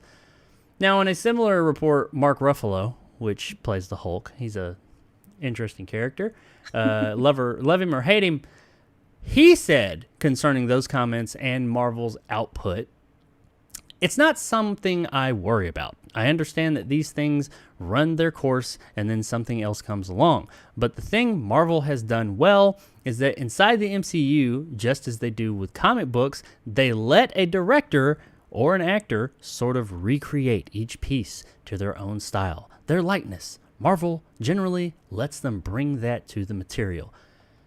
He has one more comment, but based on just on that comment, before we get into it, I want to say bullshit. He's more or less saying, oh, they let the directors and the actors just make their own creative. No, they don't. It is well documented they fucking don't. For the most Marvel movies are fucking Marvel movies. They're not. We've talked about this at length here. Other people have. There are very few Marvel movies that you say that's distinct to a specific director or performer or something like that. I mean, you got like Thor Ragnarok, not the second one. That movie sucked. But Ragnarok, and when I say second one, I mean Love and Thunder. You got that one, Thor Ragnarok. I don't know, maybe Iron Man, even though it was just because it was the first. Doctor Strange, or the second Doctor Strange. Yeah, the second that was a Sam Raimi flick, but it was kind of Sam Raimi makes a Marvel movie, which is what it was. And the Guardians of the Galaxy, that one was. I feel like that one was different. I mean, that may have just been the source material. I don't know, but usually you don't see the director's fingerprints on these things as much as you would on one of their other things. Now he went on to say, if you watch a Star Wars movie, this is very fucked up. He's getting a whole nother toxic fandom involved in this. If you watch a Star Wars, you pretty much are going to get the same version of Star Wars each time. I might have a little bit of humor, or it might have a little bit of humor. It might have a little bit of different animation, but you are always really in the same kind of world. But with Marvel, you you can have a whole different feeling even within the Marvel universe. And he is more or less saying Fuck him. that Marvel movies are always so different and so diverse. Fuck Mark Ruffalo. I mean, We're getting there, man. We're getting there. Hang on. I mean, I used like he used to be cute. He used to like to. That would have been fun to do that, but that's another story for another day. Yeah, he's more or less saying that Marvel movies are all different and diverse and like their own things and all these different shits. And then he compares it. I disagree with that, by the way. I think Marvel has gone by a fucking template for a long time, and their movies are still going off of this stale template. And they are very much all just kind of alike. You got a few that don't throw that one out there that's different. Thor Ragnarok, I went back to that. That one was very different. That was a new take. But, you know, most Marvel movies are pretty much the same fucking thing. Star Wars, I will say this, love them or hate them. I'm not talking about quality, but as far as like what you get, I disagree with that. I think many of the Star Wars, my phone's really loud. I think that many of the Star Wars movies are very different. I mean, you got like the original trilogy, and then you got the prequels. Those are the same universe, obviously, but vastly different tones, styles, and everything. Then you have Rogue One. That's a war movie. Then you have the new movies. Last Jedi, hell, one of the biggest things that people disliked about that the most was because it changed so much and had such a different tone. Now, I'm not talking about the quality of these movies. You may love them or hate them. I'm just talking about the tone and the kind of movie you're getting. You're getting very different movies. Yes, they take place in the same fucking universe. So do the Marvel movies. They all take place in the same fucking universe. So all that aside, the type of movie it is, no, I don't think that's not a good comparison. But that's not a good comment, period, because Marvel's the fucking same across the board in a lot of places, and that's why people are getting the fatigue. Comments and concerns. I think you're right. It would be great if they came out slightly less often because, again, it's like if you had, it's a bad, probably a bad comparison, but if you had chocolate every single meal, it kind of makes that less special than when you have it on a special occasion or on a weekend or whatever it might be. And the same thing with Marvel movies. Like the thing that made them cool and interesting, it does kind of get lost because you have 5 or 6 that come out a year. I mean, and you can tell that they're rushed. Like, look at the special or the visual effects stuff that's come out recently. I mean, that whole set of comments alone, they're being rushed to get these done to get them out the door, and that reflects badly all around. It doesn't do anything, you know, especially when you try and stand up for a certain level of quality. I guess it's quantity over quality. Oh, 100%. That's what it's turned into. And the finesse, and, you know, one of the biggest things with Phase 4 has been that it doesn't seem to have a direction, which whether it does or doesn't, I mean... It's not that it doesn't seem, it doesn't. Right, yeah, that's point taken. I'm trying to be... I know. Yeah. I'm the old stick in the mud when it comes to Marvel here. You're a dork. A dick when it comes to Marvel. You're a dick. I only have one thing to say and one thing to say only. Fuck Mark Ruffalo. Fucking Pac-Man's back. Get that horrific thing out of here. What the fuck is that? That is the live action Pac-Man that we found. Yeah, I agree with you. Fuck Mark Ruffalo. This is dumbass comments. No, in all honesty, this is my opinion. Star Wars has had issues. Marvel has had issues. Mark Ruffalo needs to get that stick or his head out Mark of that Ruffalo thing has that's issues. called his ass. Yeah, get that thing out of your ass and maybe explore something else besides saying what Marvel pays you lots and lots of money to say. Get the fuck out of here. That's it. I'm done. We see his lips are so far attached to Disney's ass. He can't, like, open his eyes, otherwise all he'll see is a big white ass. I mean, admittedly, Mark Ruffalo, he had been in some stuff, and he'd been in some really good stuff, and he had done really good work prior to being the Hulk. That's what shot him into stardom, was the Hulk. What was that that movie about the Catholic priest? Doubt, not Doubt. Something. It was about the newspaper. But anyways, he was really good in that. He was really good. He's been good in a lot of shit. But here he was really sexy in 13 going on 30. Yeah, well, we'll go with that. Sexy. Get his head out of his ass. Yeah, this is just some dumb. I think Mark Lind, or is it Mark Damon? I'm sorry, Damon Lindelof. I agree with his comments because his comments weren't like hot takes or anything. I think he was just saying, hey, he's saying I enjoy Marvel. I want Marvel movie. I want these movies to be entertaining and a spectacle again, and they're not. They're just kind of they come out so frequently now, and when you start coming out that frequently, you get a loss in quality because, well, in most cases, in this case, because you're releasing whatever. It's quantity over quality, and that whenever you start doing that, it's going to start being bad. Hopefully they can come back from that, but it doesn't seem like it because they got didn't you say something like 20 or 30 projects in 1 year, like next year, the year Well, I after mean, yeah, it's insane. There's I think 40 projects. It's Wow. that's fucking crazy, man. That is ridiculous when we were getting, maybe 3 movies a year a few years back, and that's when it was something special. Now it's just kind of like, it's another Marvel thing. Yay. And that's not to say everything they release is going to be bad, but as a whole, the brand is just a shadow of what it used to be. And this horse shit about how... The thing that irritates me the most about it is Ruffalo's comments and the boldness of saying that, each Marvel movie is different. Have you lost your fucking mind? What in the fuck are you talking about? Get the fuck out of here. They're almost treating it more like a TV series to some extent, just with the fact that everything kind of has a similar look and it kind of plays in a line of a story. It doesn't feel like movie to movie to movie in that respect. That's exactly what it is. It's like a TV series how it has different directors, but it's the same world. And I get to a degree you want to do that, but why are you hiring the Taika Waititis, the James Gunns and all that of the world? Why not just get nobody, or not nobody, but why get these people that have a very distinctive style to direct your movies when you're not going to allow them? We've had that conversation a bunch of times on here, but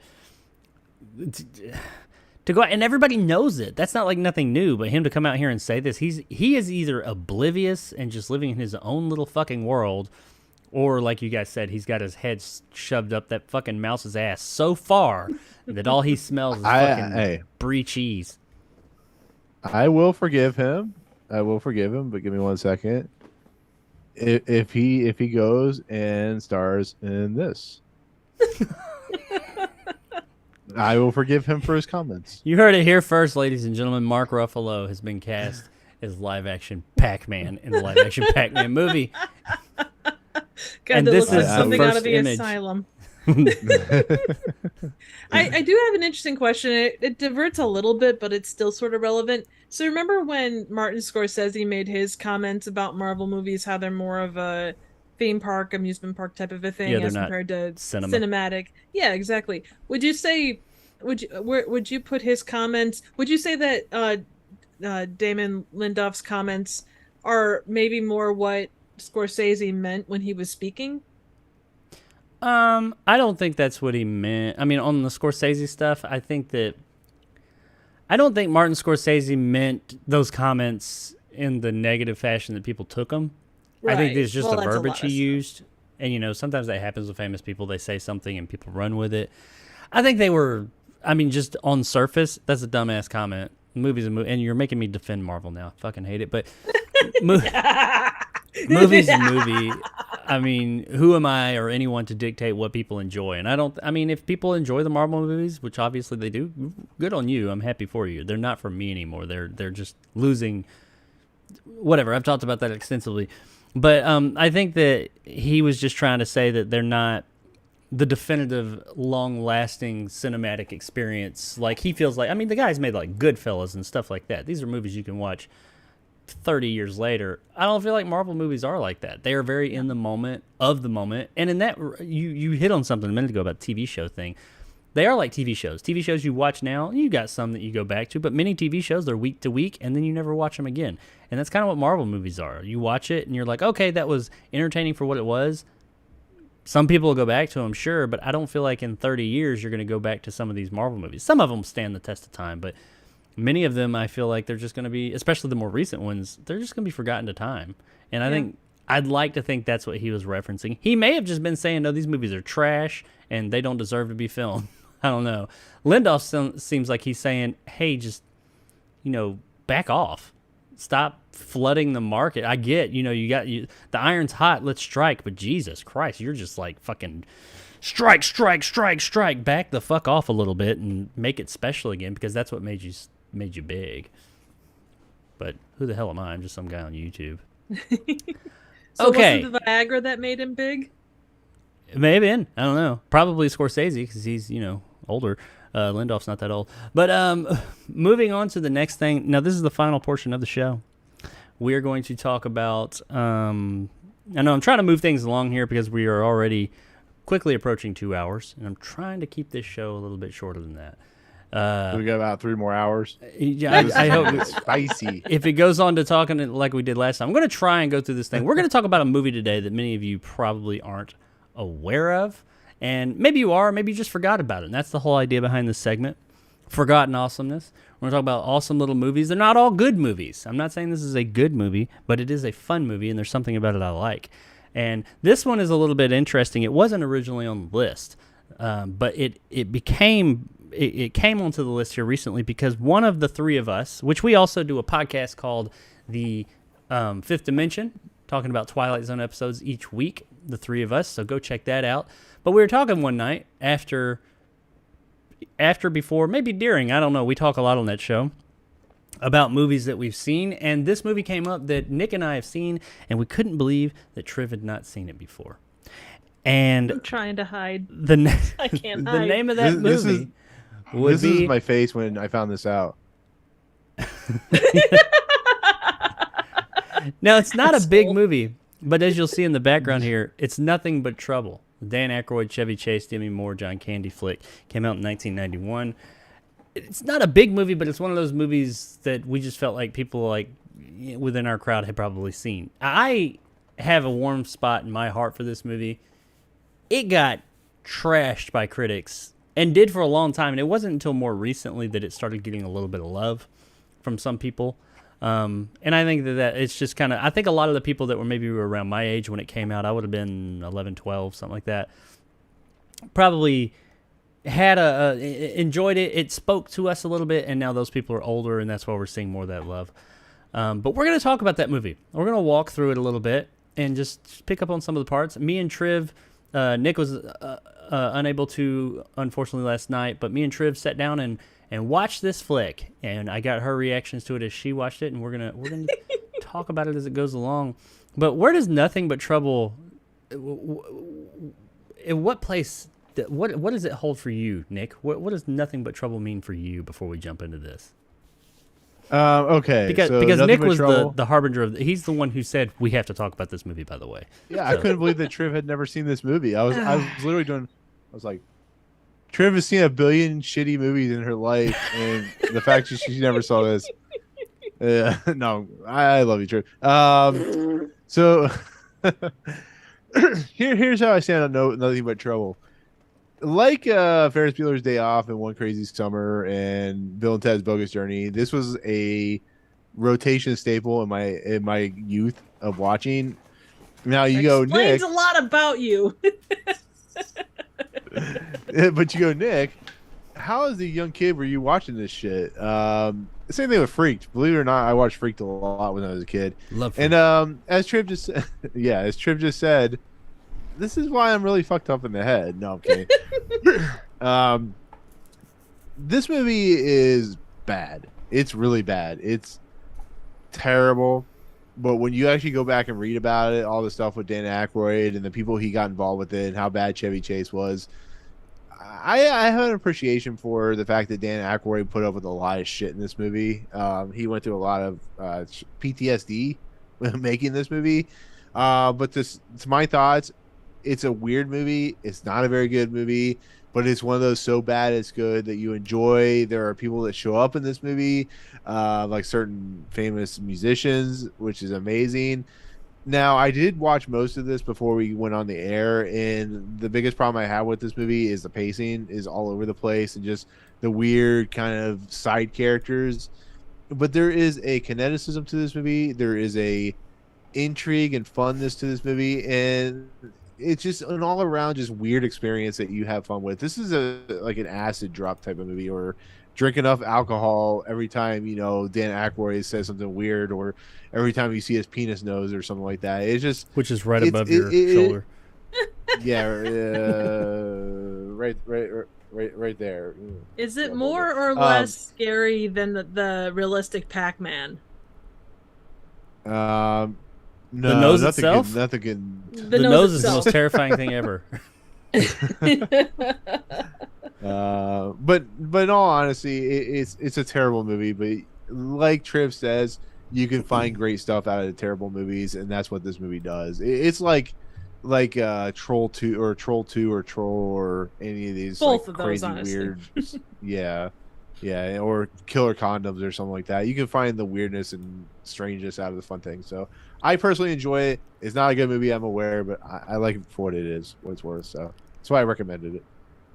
All right. Well, I've already spoke to how I felt about this movie. It is, man, it's got so many issues, but there's so much stuff in it that's so fucking out there and weird that I love watching it. And we're gonna get Triv's thoughts on it Oh, I've been waiting for this all day. after. Oh no, go ahead and tell us now, Triv. This is your basic thoughts. What you thought of it? I am interested because we didn't really talk about it afterwards because we finished it real late. Yeah, we well, got on other subjects. Just but your yeah. basic thoughts before we jump into this thing. So I've watched probably not a billion, but yeah, I have seen a fair amount of bad movies, and there is that very thin line that separates a good bad movie from just a shit movie. And half of that is what goes on behind the scenes and what goes into the making of it, because oftentimes the stories behind the scenes are what make what happened on screen all the more interesting, and this one clearly has a lot of that going on. It's definitely a movie of moments. Like, you've got a really awesome thing, and then there's a bunch of boring shit, and then another awesome thing, and then more moments. I could see as a kid being blown away by this. The one problem Oh, as many things as a kid, I can tell you that much. no doubt, no doubt. The one thing I'll say is that Jake and I reviewed Freaked a while back, and that was my first watch of that one. Having seen that, I think I came in with expectations of a certain level on this one, and I'll leave it at that for now. I also want to point out that I apparently have been introducing, of all people, Triv to some really fucking weird movies. Hey, I got no problems Freaked with that, man. and this, but all right, so let's jump into this thing. Nothing But Trouble. Woo! If you haven't seen it, I recommend checking it out. But let's jump into it. We're gonna get. By the way, I have to say this before we start. This is a movie that has a bunch of Oscar-nominated behind-the-scenes people like Dean Cundy as a DP and production designer, and the musician like Michael Kamen, who passed away, is a famous composer editor. This has a lot of talent behind it. So go into this movie thinking there is a shit ton of talent on top of the in front of the camera scenes and stuff like that. So there is a lot of fucking talent in this movie. So why it ended up the way it did, I'll never know. But yeah, just know that this is a well, and we're gonna get into that at the end. But yes, Yeah. Nick is correct. This movie had a massive budget, and it grew from there. It got even more. It cost a shit ton of money. It's got a shit ton of people in it. It had everything it should have to succeed. And I guess depending on the person, it did not succeed financially, but depending on who you are, in my opinion, it succeeded. But so let me paint a picture for you. We got New York City. We have our main character played by Chevy Chase. I can't remember his name. Chris Thorne. Chris Thorne. Chris. We'll get to that in a minute. But Chris, our main character, Chevy Chase, playing a little bit different character than he usually does. Playing more of a everyman. He's kind of quippy, but he's not like the goofy Chevy Chase that we're used to. He's more of the straight-laced type. He's really a financial advisor, I think he is, or something like that. Not a banker, but he's throwing this really elaborate party with all these rich people. He's very posh and rich. And Demi Moore's character shows up, and she is wanting. I honestly don't even know why. I think she's a lawyer, but she's wanting to go to Atlantic City. And apparently this lawyer can't afford a car to get there or whatever. She happens upon this guy and just randomly asks him, "Can I borrow your car?" It was the they're 80s or both 90s. people that make good money, but apparently she needs to borrow his car. And he says, "No, I'll take you and he's going to take her to Atlantic City. Now, early in the film, or this is the first 15 minutes of the film is all of this. And I'll go ahead and say that the first 15 minutes of this movie are pretty fucking pointless. You don't even fucking need them. I mean, you need them to establish who these people are and I guess why they're going. They don't even really give a good reason as to why they're going to Atlantic City. It may be in there, it's her ex-boyfriend, or her boyfriend was doing some kind of a shady deal behind her back or something like that. But it's also her client. It's so normal too. Like it's weird the kind of how it goes from one kind of weird tropey thing to another tropey thing when it comes to genre. It's like a normal film in the beginning, and then it goes. Yeah, it's normal-ish in the beginning. It is more or less your late 80s, early 90s, which came out in 91. You would think this is a normal movie. There's a couple of like quirks in it, which we'll get to them in a minute, but for the most part, it's a normal-ish movie with a little sense of humor here or there from Chevy Chase. And they're going to go on this road trip the next day, and it's real thin characters, just setting them up. Probably, honestly, they could have cut more out of this portion of the movie than anything and just moved the story along a little bit quicker. But it's not like boring. It's just kind of like it's a very different, like Nick said, it's a very different movie. The very beginning, the first 15 minutes is a different movie than what you're going to get. So if you're watching this thing, you go in 15 minutes, don't worry. It's going to get real different real quick. But at this party, I do want to say that we're introduced to two other characters. And those characters are Fausto and Edwina or something like that. Edwina's later on. Names are fucking weird in this movie. They're from Brazil. Yeah, they're as their brother and sister. Chevy Chase calls them Brazilianaires, but they're played by who are the actors who play this? One is a famous musician, which is Bertilla Damas, and then Fausto is played by It's Taylor pronounced Negron. dumbass. Really? Taylor Negron. No. But Taylor Negron is he's a pretty famous. He's a well-known character actor, so I knew him. The other one's a. They are, and here they are. We have this couple. Or not couple, brother and sister Brazilian combo, just show up.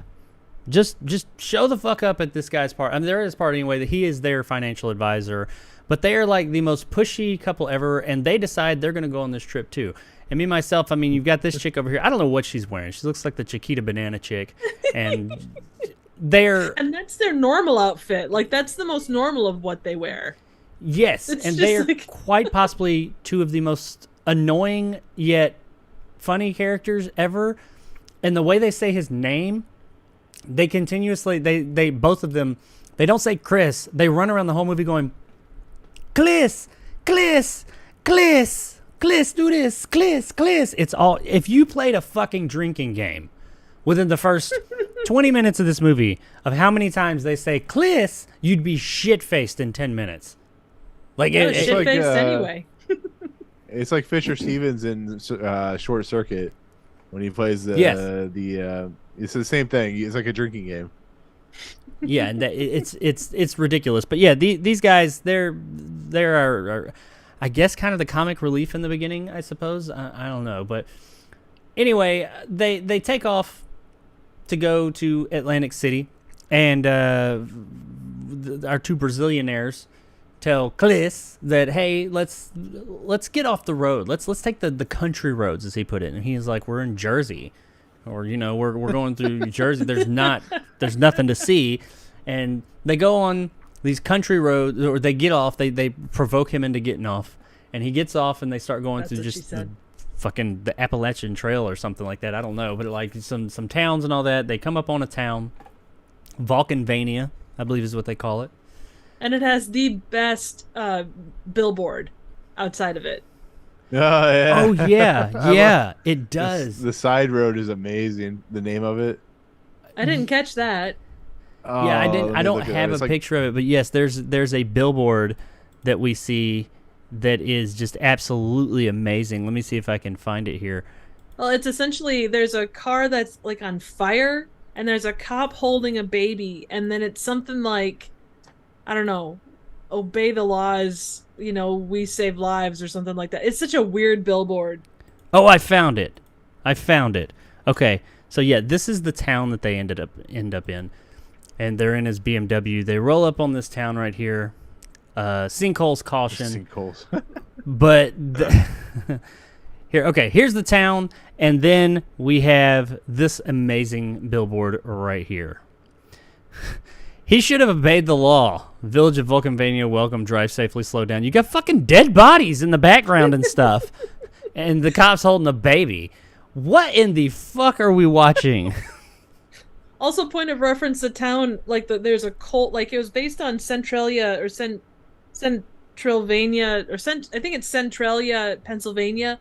Like, so there's a massive coal deposit underneath this town, and it caught fire, and it's been burning for years and years. So that's kind of the basis of that part of the story for this town. It has that same thing where there's a coal fire that's essentially been burning underneath it for, decades. Yeah, and that does come into play later. But Yeah.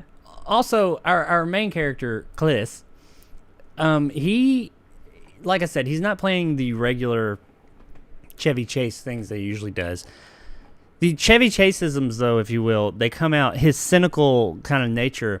He doesn't act goofy in this movie like at this point we were used to seeing for Chevy Chase, but he has something to say. He has little quips throughout the entire fucking movie. Like, everything that happens, he's got shit to say.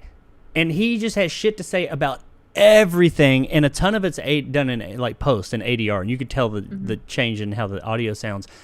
Every little thing he is constantly commenting on, and it comes to a point to where it's like, I mean, some of them are like, that's kind of goofy, funny, ha ha ha, and then after a while it's like, dude, shut the fuck up. What? He has something to say about everything, and after a while it becomes white noise. All I could think was that, like, how in Marvel movies something of note happens and then the tension is broken because someone makes a dumb quip? That is like 80% of his lines are something big happens and he's like, oh, well, I shouldn't have stepped there, or whatever it might be. Like, there's just that kind of thing all over the place. Yes, and like, except there's not really a lot of tension, I would say. No. But Agreed. but yeah. So anyway, they're going through this town, and they're driving through. They run a stop sign, I think it is, and a cop starts to follow them. And he's like, "Oh no, it's the police! I got to pull over." Now, of course, in the back seat are the Brazilianaires, and they're like, "You don't have to stop, Kliss.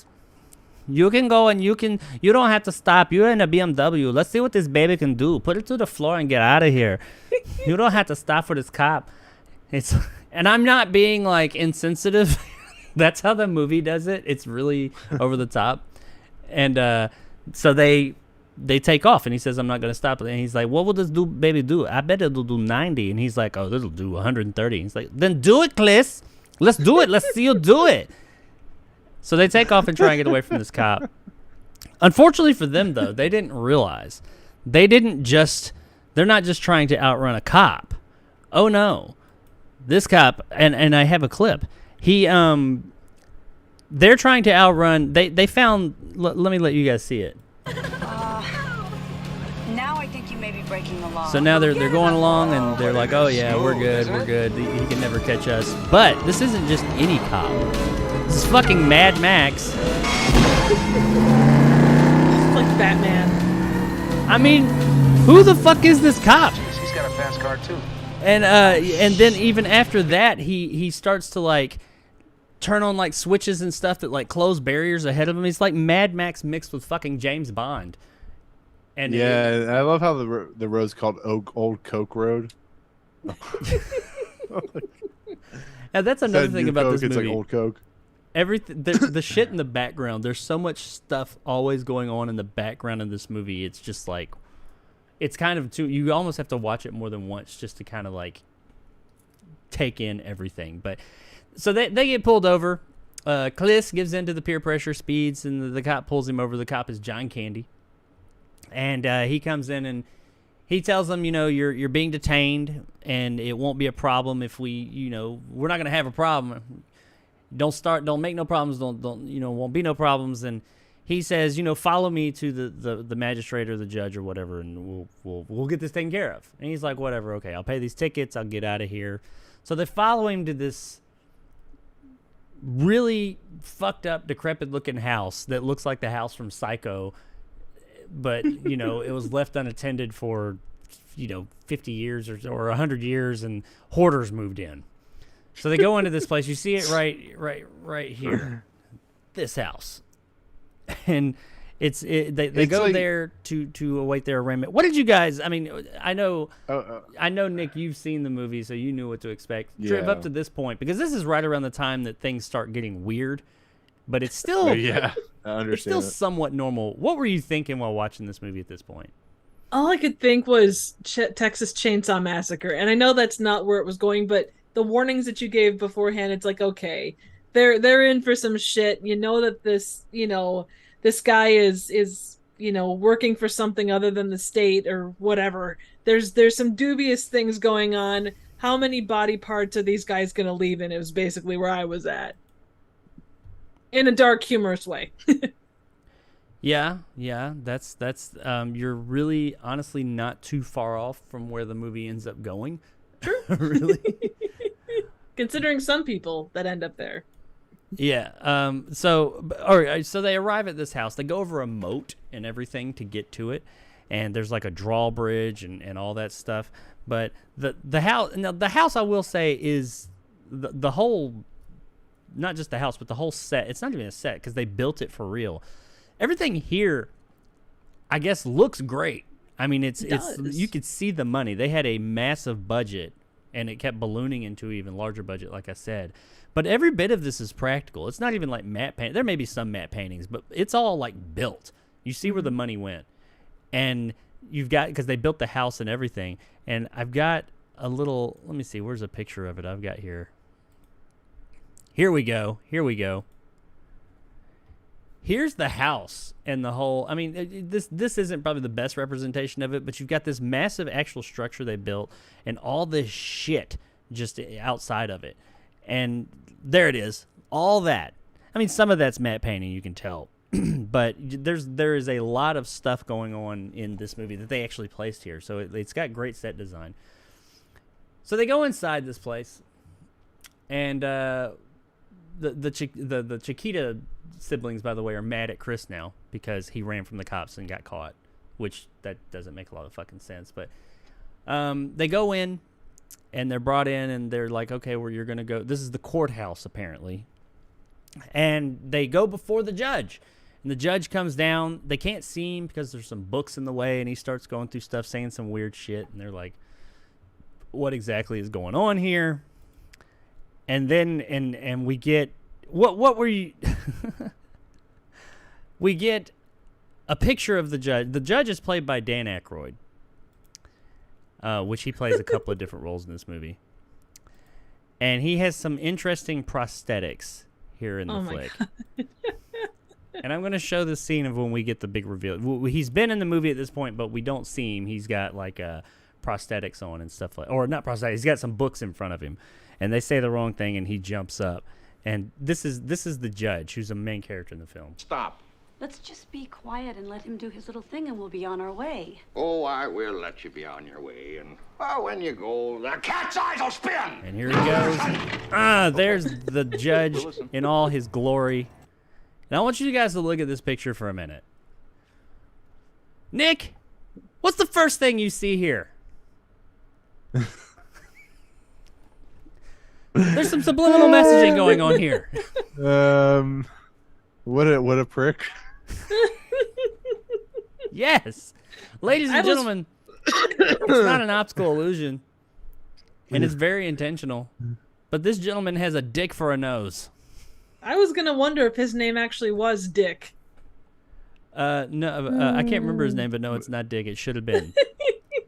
Because he has a dick for a nose. And this is throughout the entire movie. He has a straight... And as the movie goes on, it looks more and more phallic, by the way. But he a straight dick for his nose. I'm gonna let because I've been doing an awful lot of talking here. And I would like to hear someone else who's not as familiar with the film tell me. Nikki, this little court appearance that we have here.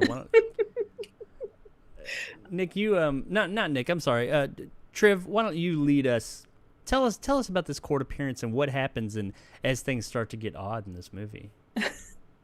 Well, he accuses Chevy Chase's or Chris of being a banker, even though he's not a banker. He confiscates their IDs and stuff, and your brain starts to go, "Oh, that's not good." Young lady.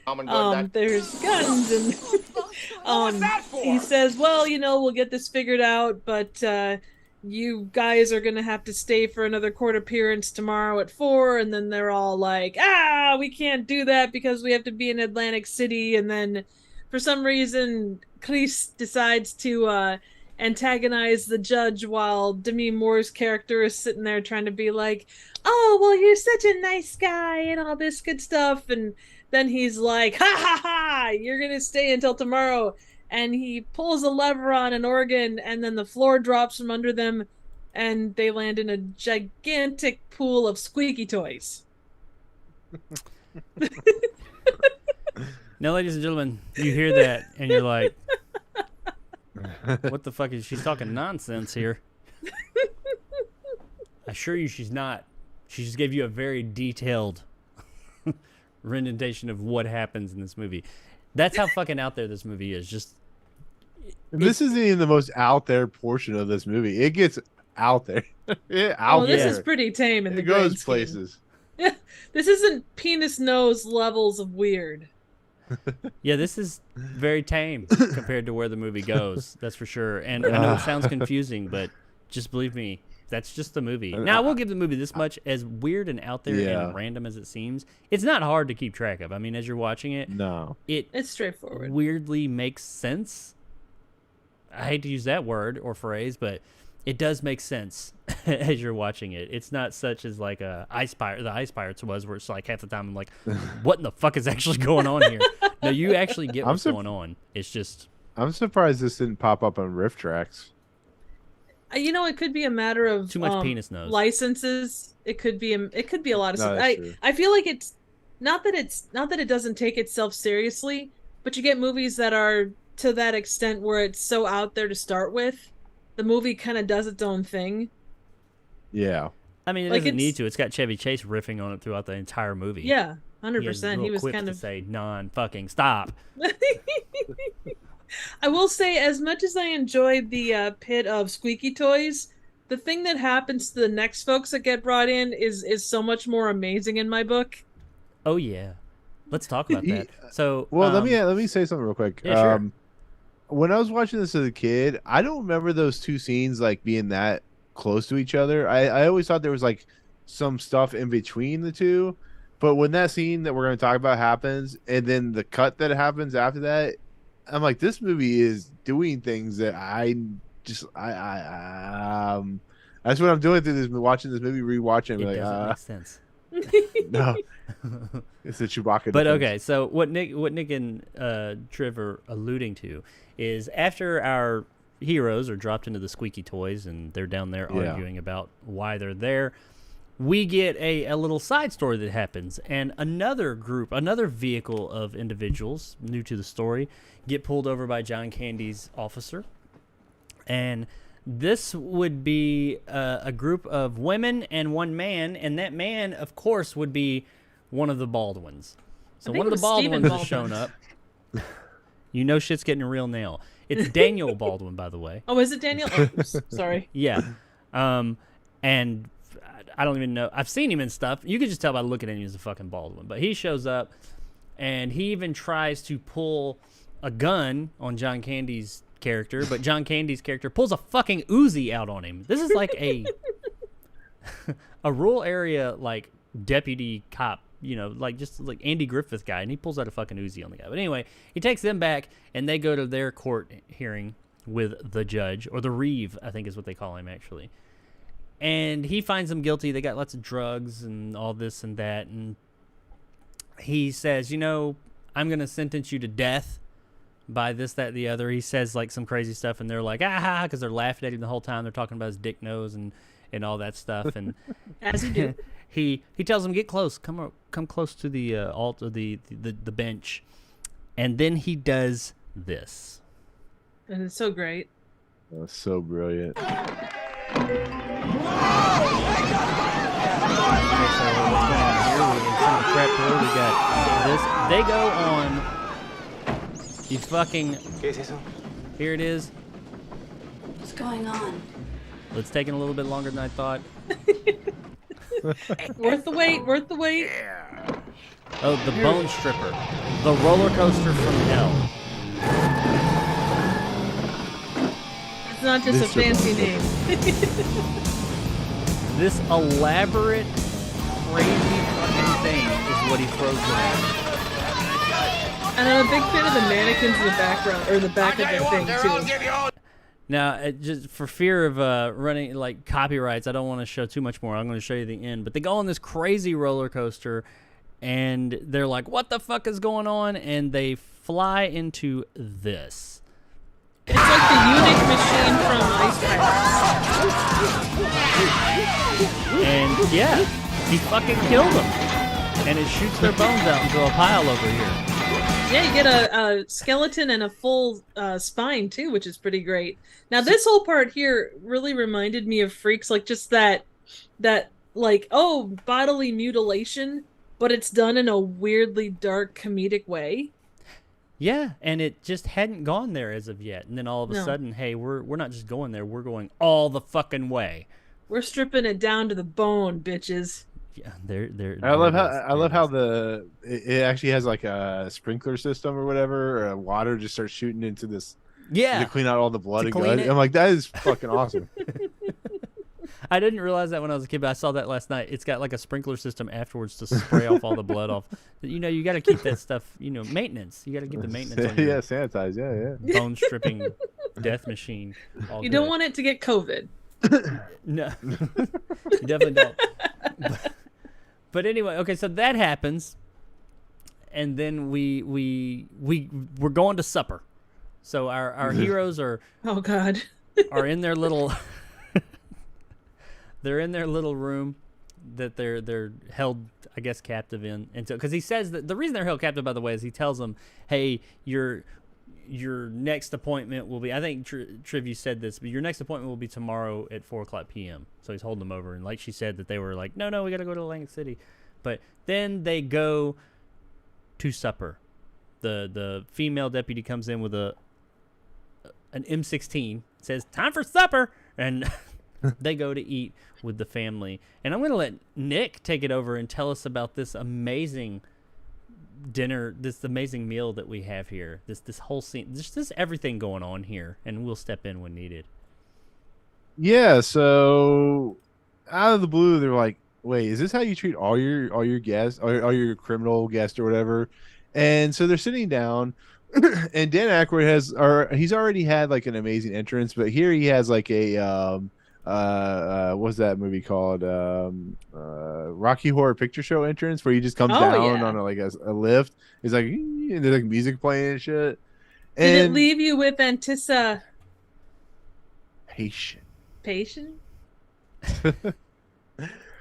Sure did.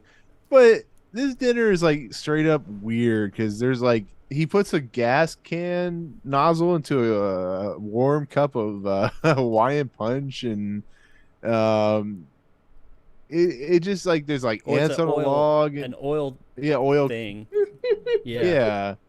And of course Chevy Chase, or Cliss, has to commentate on everything that's going on, but they just had this like amazing conversation about the whole situation. And then the sausage thing happens, which is like a train comes out of the but before that, we're introduced to a new character, aren't we? Oh yeah. What's her name again? Her Aldana? name something. I have a clip. Eldonda or something. Edona, I believe is her name. But yeah, she is a sexy bitch. Yeah, all that weirdness has been going on, and this weird dinner party thing of the guy coming out of the ceiling like he's, sexy transvestite from Transsexual Transylvania, with a penis nose. And then we get this. Out of nowhere, down the stairs. Everybody's like, what in the fuck?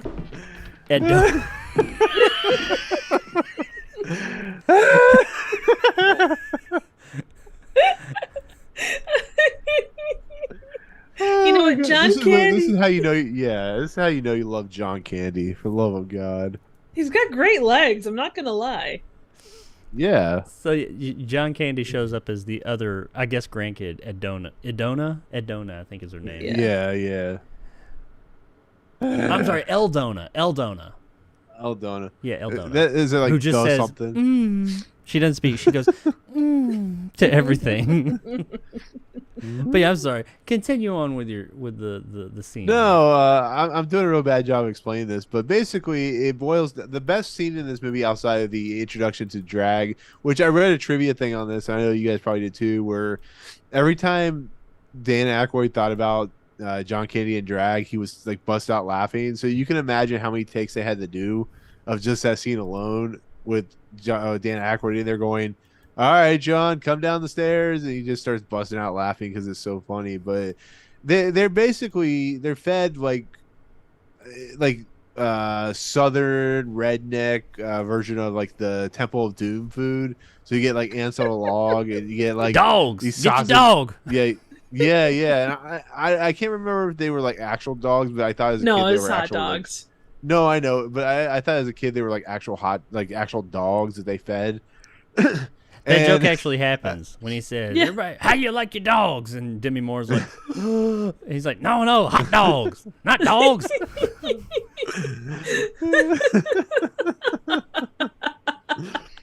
Oh God! And just that's when the train comes up though, and it is like, I want that. I want that whole setup. I'm telling you. I know. And Yeah, he's they like, got like a train, train that goes around the table that has condiments on it. And it Yeah, shoots and then- pickles. Right. And he like squirts mustard or whatever onto the wiener of the dog. And it's like shaking. It's like shaking as he's eating it. It's like the flopping around and shit. His nose Now, like Nick, flopping around. We He's can't like, just describe this. People need to see it. They have to see this. This has to be seen to be believed, ladies and gentlemen. This is probably the greatest or one of the most disturbing scenes in the film. Dan Aykroyd's penis nose character, the Reeve, eating a dog. So get your dogs. Here's how I like them, and Quite the I kielbasa. suggest you have them the same way. I'm gonna have to be myself because I'm gonna start laughing like. It's downright pornographic, I tell you. That's the movie you're watching, guys. Here's how I like them. I suggest you have them the same way. Get your dogs. So yeah, that's the scene thus far. So Nick, continue on. What else happens in this masterclass of filmmaking here? I don't remember.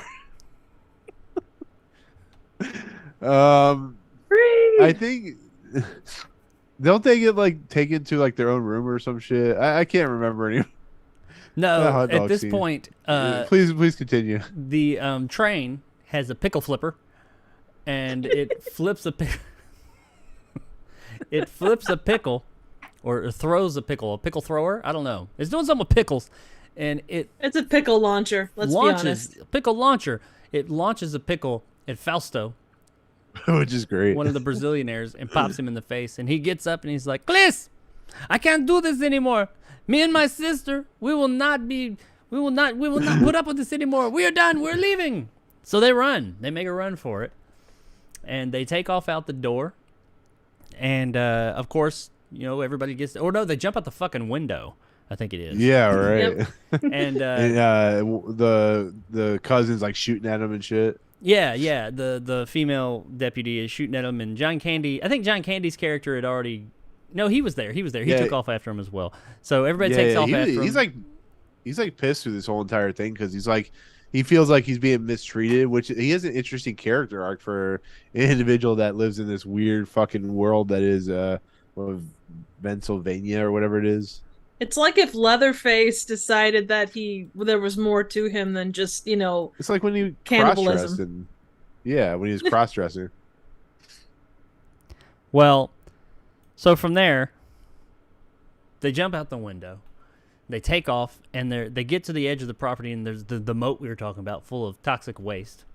And they're like, "Oh no, I don't want to go in it. I can't go in it. It's toxic." And they decide to jump in it because they got to get away. They get to the other side of the moat, and there's John Candy waiting on them. He's gonna take them out, and they're like, "Don't do this, Dennis." His name's Dennis. Dennis, don't do this. You can let us go. You need a vacation, Dennis. Don't do this. You can let us go. It's up to you. So Dennis. Now it's Dennis instead of Chris. They decide he decides to let him go, and he tells him to hide. And that's the last we see of them until later on in the film. So he tells him to hide. His psycho cousin's coming. And then we go back in to Clis and Demi Moore's character. And honestly, at this point, things it moves at such a pace at this point in the film that I'm like, I got a little bit mixed up. But they're put in a room, I believe it is, to where because they're caught. They try to escape as well, and they're put in a room, and he starts putting the moves on her. And I'm gonna let Triv tell us a little bit about this scene because admittedly I'm a little foggy on it. There's one thing I remember about it, and I'll comment on that when we get to it. But what happens at this point once they're put in their little captive room, Triv? So they're put in the captive room, and there's for some reason papers all over the floor, and there's like weird dolls at random places, and they go to lay down on the bed, and I'm trying to think. They lay down on the bed and go ahead. Isn't there the whole stuff with the license IDs? That's in a bit. That's in a bit. Next. Okay. Yeah. For some reason, for some reason he can't lay down, and I joked about it being blue balls, but it's not blue balls. Before that, there is something that happens. He's making out with her, and he's just all over, and they're all over each other, and she's, for some reason now, all of a sudden, she's mad at him last scene. There's no consistency here, but she's mad at him, and then not then mad he starts to kiss her, and that's what it was. He starts to kiss her, and then she goes to bed, but he doesn't. But before that, when he's kissing on her, I can't remember. Yeah, because she jumps says into bed. the thing. She says the thing. Oh, that's right. She's right. She looks at him and she goes, "You're nothing but trouble, Chris." Right there. She said it. She said the thing, ladies and gentlemen. But anyway, beyond that, this is probably kind of the lull of the movie to a degree. As long as this movie lulls, it doesn't really take lull very much. No. But that's what caused the blue balls. I apologize. I kind of forgot that part. Yeah. Oh no, it's all good. But they're laying there, and then the bed, like somebody's watching them in the wall. And the eyes are so clearly like Chris, not Chris Farley, John Candy. Yeah. And it's just like the mother, yeah. Yeah, somebody exactly. pops the eyes out of the painting and like, looking at them through it, and as they're laying there, the bed just spins around like fucking crazy for no reason. It's just like... no reason at all. It's just and it's the most like, random what was fucking that? thing. And then is that when the wall opens up, or they figure out a way to get up to the next level? Oh, they go back out into the hallway, and they're walking along this really super long hallway, and then all of a sudden they see a gravestone that said she wasn't short enough or wasn't fast enough or something, and all of a sudden the back end of the hallway starts to chase them down the hallway, and they get away from it at 1 minute before they're smashed to oblivion. And then they go up like this. The movie suddenly they are no longer, they're in the Resident Evil house now and almost make a Jill sandwich, and it's like this, they're just walking down a hall and the other end of the hallway starts coming at them, and they're like, it's getting smaller, oh no, it's coming at us, and at the last minute it's they Star run away. Wars. I'm like, Brace! What in the fuck is going on?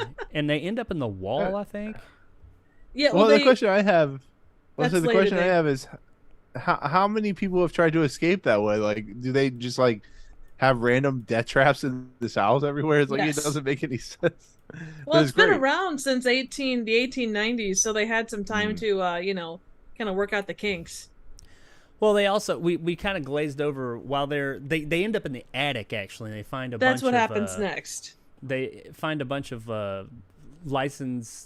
people's licenses and stuff hanging on the wall. Yeah, like Jimmy Hoffa. Like thousands. Yeah, there's thousands of them all over the place, and apparently they've been doing this for over 100 years. And they find Jimmy Hoffa's license. And like Shit 90 like 90% of them are bankers, which is funny. Yeah, Like, because this does guy he ever explain? hates bankers. Does he ever explain why he hates bankers? Because of the way that the land, so the land that they're on, like, was heavy with coal. The judge's or the judge's grandpa or something like that, like, sold his land to the bankers. They dug out all the coal underneath, and then that set fire, which got everything going. So he hates bankers. Yep, bankers bad. But they end up there, and as they're up there, we see a hand, and we I think we're later led to believe that it's Dennis trying to help them out. Releases a secret trap door, or not trap door, like just a door in the wall. They get in the wall, and they go down a like 100-foot long twisty turny slide in the wall in the middle of this house. So it doesn't make sense logistically. It does not make sense how long this slide is and how long they're sliding. It's like a Temple of Doom slide, but inside this fucking house. They're still in it. Movie. She is ejected out into the yard, or in the junkyard, and Chevy Chase lands in like a bag of bones, still on the wall, and he comes up on a hole in the wall, which we see. It looks like a glory hole. Yes, a glory hole in the judge's bed chambers, and we get to see some gloriousness through this glory hole from the judge as he disrobes. And the part that is probably, I said the hot dog thing was probably the most disturbing scene in the movie. It's not. This is, and I can't really do it justice, so I'm just going to show it here. My channel may get nuked after showing this nastiness, but this is the judge. He doesn't know that he's being watched by Chevy Chase on the wall as he disrobes. I'm going to show part of it.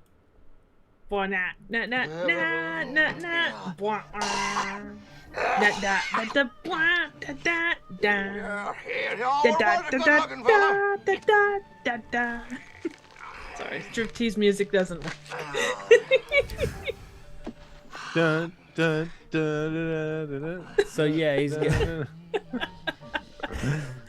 You're wondering what all that noise was. Nick was playing with his dolls. Yes. I don't know what you're talking about. He wasn't playing with his dolls, sir. So we see the judge take his hair off, and he's got this deformed head. Now that's not the part. That's not the thing. The thing right after that, and Chevy Chase is like, "Oh my God, this guy's taking his hair off."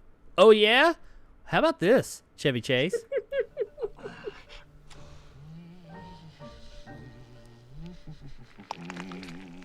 Ah!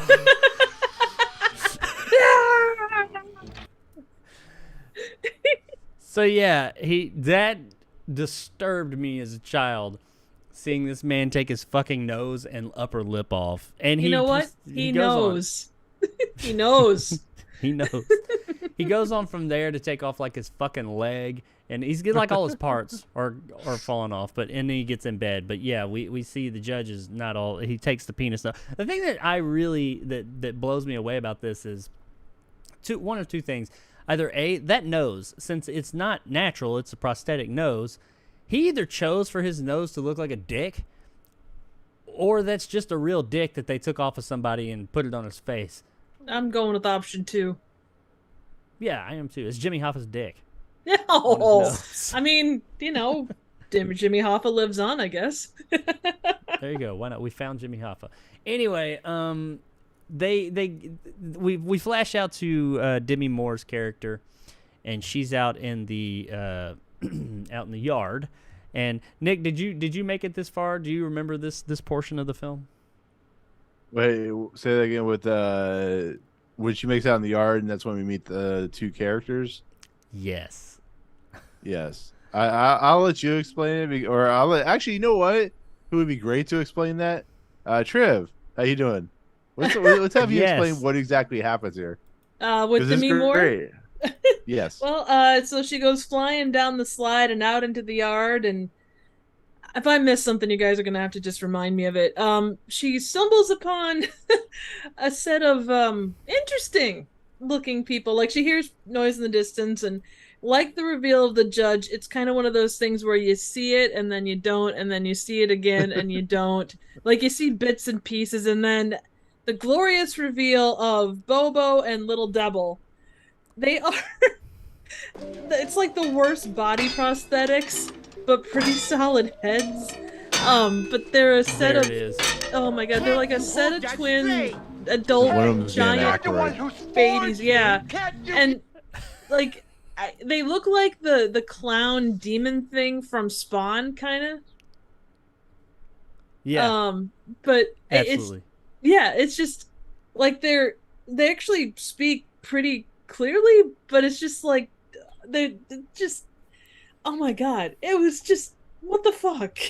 In all honesty, it is a great prosthetic. Like their whole body is covered in prosthetic. They got these nasty, low-hanging, swinging diapers and everything. They're Lil They feel like Devil- Doctor Who villains. Yeah, they're like they're Lil Devil and Bobo, or Bobo and Lil Devil. Yeah. I think they're cousins. I don't know. They're related. They're all related to this fucking crazy ass Texas Chainsaw Massacre Their family. cousin's mother's third wife, twice removed on their mother's side. Yeah. And all right, so from there now, moving to move things along. If we comment on every fucking weird thing in this movie, we'll be here all day. So all our major characters are in here. She gets out there. She gets caught by them, and John Candy, I think it was. But she's caught. She's caged up, and she's hanging out with Bobo and Lil Devil. And then after that, Chevy Chase is brought in, and I think he tries to run from the judge and ends up caught by Eldona. And apparently Eldona, the judge says, whoever she catches, that's, if she catches someone, they're hers. So now she owns Chevy Chase. And he's like, whoa, what the hell? Okay. So, and he's hers now. This all happened, by the way. Another group of people are brought in for the judge. Oh, so good. I was waiting for you to say something. Oh yeah, we're getting there. And This is but random Chevy shit. Chase is actually caught after they're caught and they're brought back to the house, but they haven't been to court yet. And that's when all the stuff with Eldona happens. I got a little mixed up. But then we go and the judge goes down to our new group of characters that have been caught. And they're a group of characters that we have seen before. And I'm going to show this so that we can all see. This is 1991, by the way, so everybody just remember that. And if you don't recognize them, just take a look. And actually, one of the characters in particular, or one of the members of this group of individuals is of note. We'll look at that. But here's them. Here's the judge coming down. Nancy Dess. And there they are. And I love this guy's reaction right here, the first Hey, guy. what's going on, boy? Oh, 12:30, isn't it? It's kind of late. I was dreaming there back in France on furlough. But if you're Step wondering forward, who that Constable. What are the is, charges? if you're like who am I supposed to know who these people are? I mean, I don't know. 75 and And maybe 50 you're not in a quite as hearse. old as I am, and you don't remember an this. Let me ambulance bring it furlough. back just a little bit. What the hell is Let's that? look at it one more time. If you're wondering who these people are, this is Digital Underground.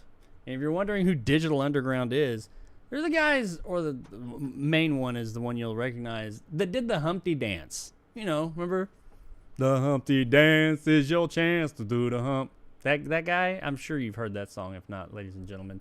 But this is them. Now, Triv, I'm going to take it to you because I want to know, what was your reaction when you've had all this craziness in this movie, all this shit going on, and now fucking now the Humpty people, the Humpty Dance has shown up in the movie.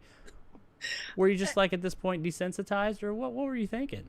I was just like, you know what? Bring them on. They showed up in a hearse. They were, all good-looking people and obviously could sing their asses off. They got treated with respect, as they should.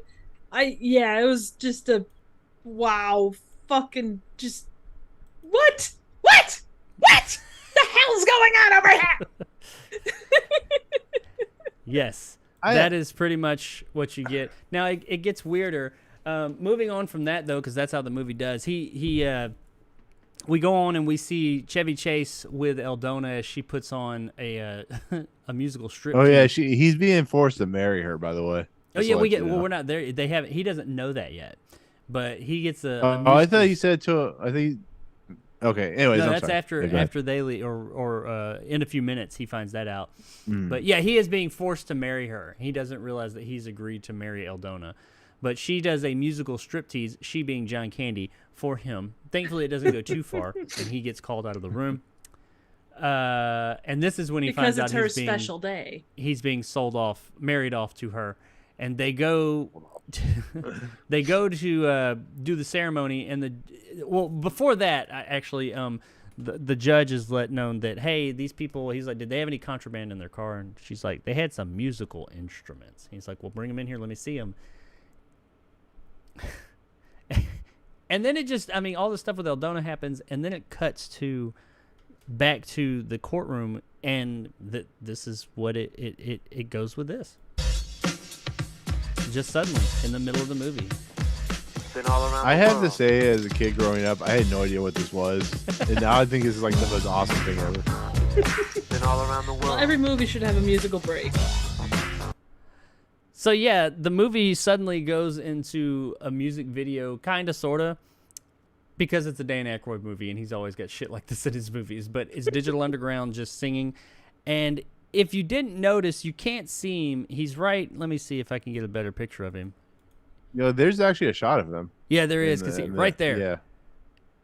Hang on, let me bring it around so those at home. The guy here he's in white.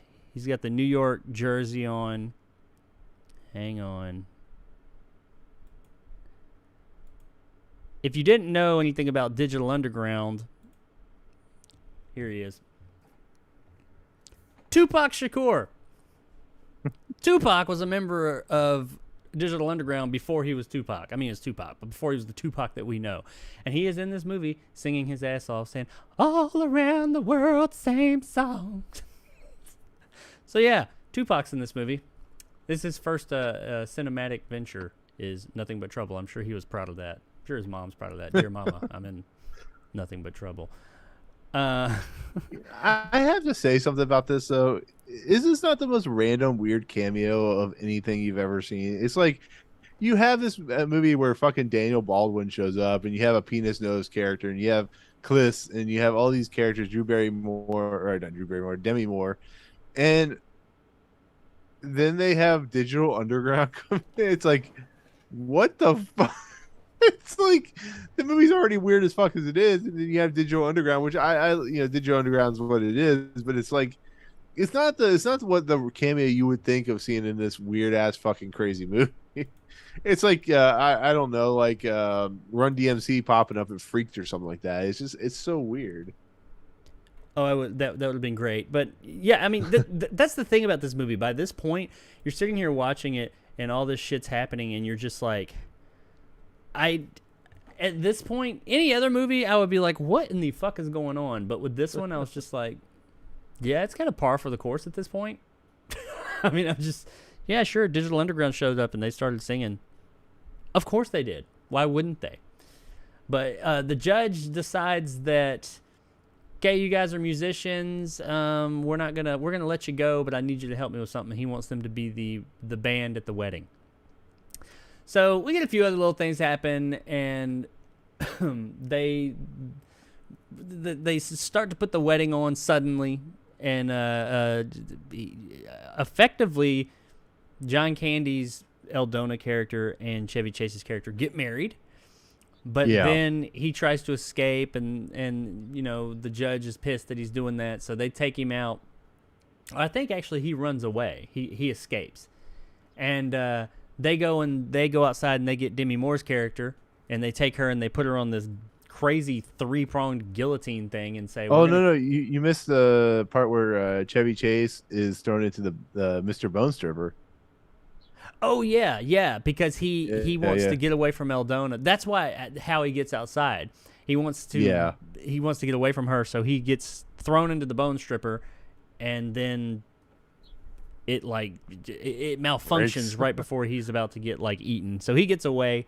So they come up and they're like, "Hey, we're gonna take her and use her as bait to get him to come out." So they got her out there and they're telling him to come on down here, and she's like, "No, run, blah blah blah blah blah blah." All this happens, and then just to kind of fast forward things, because at this point it's less funny stuff and just more stuff is just happening like this movie does. They get away. They blow some stuff up and all this and that. They blow up, not a lot. They blow up a little bit. They get away. They jump on a train, and they get back to society. And they go to the police, and they tell the police, "Hey, this shit's going on." So the police come back with like the fucking National Guard, and show up at this place, these people's house, and they're like, they go, Chevy Chase and Demi Moore go knock on the door, and they're like, "You're busted, da da da da." And then he's like, "You might want to turn around." He turns around, and it's like these hundreds of like military and police people are there, and they're like, "Hi, Judge." So they're all in on it, and they're like, "Oh, fuck." But then, to reference what Triv said earlier, and I'll let her take over for this last little bit, from there, what happens right then? Just randomly. This movie's random as fuck, by the way. And like all this crazy shit has happened, and they're busted, and then what, Triv? Well, the judge comes down into the ground, or he comes down with his cane. Cane goes through the floor, and all of a sudden, everything starts to explode. Hang on a second, Triv.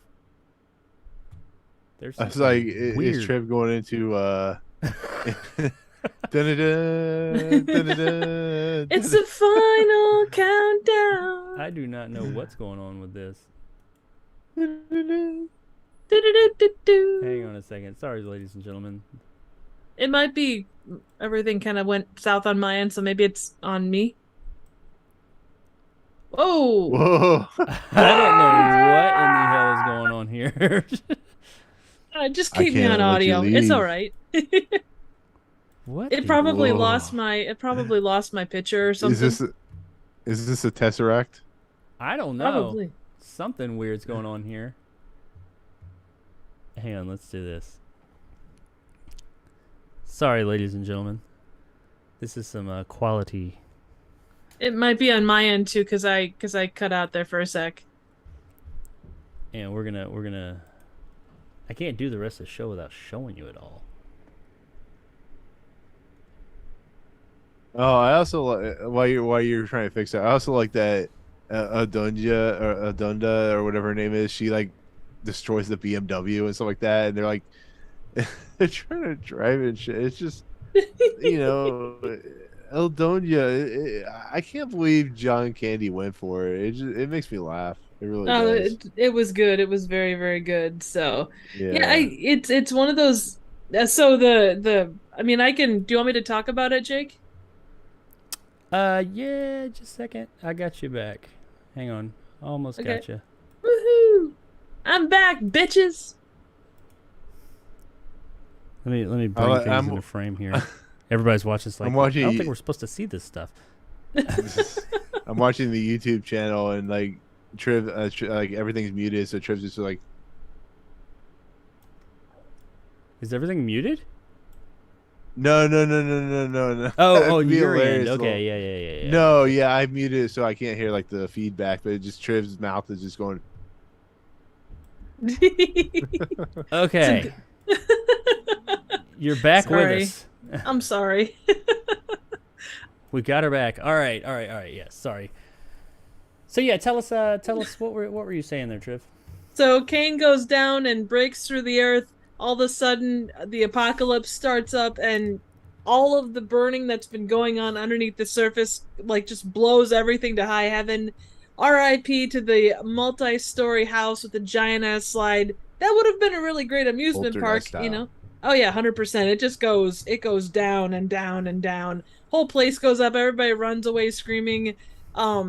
Chris and his lady love jump into the BMW, and she's like, "Hey, I can't get the car to start." And he's like, "Well, that's a feature of the BMW with, safety shit." And he disengages whatever was holding it, and then they take off like a bat out of hell. and save the day, but then they have to stop because reasons, and then they go and jump a fence and they end up on a, oh, I'm sorry, that's what happened That's previously. earlier in the movie. That's early. They go like a bat out of hell, and they get the hell out of Dodge and get back to New York and happily ever after. Until Almost, yeah. Now, we also see that Fausto and his sister and Denise, they get back to Rio, and apparently Denise is her lover now, and they're happily ever after. Good for them. But we see Chevy Chase, Clis, and I don't even know whatever Demi Moore's character's name was. They're back in New York. They're sitting there. They're up there happily in their little penthouse, and she goes to take a shower or something like that, and he turns the TV on and he's watching it, and he's like, oh, look, it's news about what we were just at and the explosion and all that. He's sitting there watching it, and it shows that a reporter sitting there, and she says all this oil came out and blah blah blah, this huge explosion, but there's, hey, one of the residents, the local residents is here, and she goes to interview this person, and it's the judge, and he turns around and he says, well, unfortunately this happened, but it's okay. My son-in-law's a banker, and we're going to go live with him, and his dick nose and everything with the Chevy Chase's ID is going, see you soon, banker. And then we get, this movie had to go out with one, just it couldn't just leave it at that. That was odd enough. The movie's been odd. This feels like a Joe Dante moment. It went out on some fucking Looney Tunes shit. Because like this is the last frames of the movie right here. He sees that, and Chevy Chase goes, in New York City. Oh, come on, what? No, what? See you soon, banker. No, and that dick what? nose just in full. Bam. No, you won't. I can't say I've ever managed to do that, and I'm sad. They even have the Looney Tunes music. Yeah. Like The movie. Oh my god. And that's Nothing But Trouble. Holy shit. I remember this movie being really weird, and we glossed over a lot. Yes. This movie is so fucking weird, but I still loved it. I get why it wasn't a success back in 91, but damn, man, this movie is just, I can't see how you can not watch. You definitely see the issues it has, but I can't see how you could watch this movie and not just have a good time, because it is so just fucking random.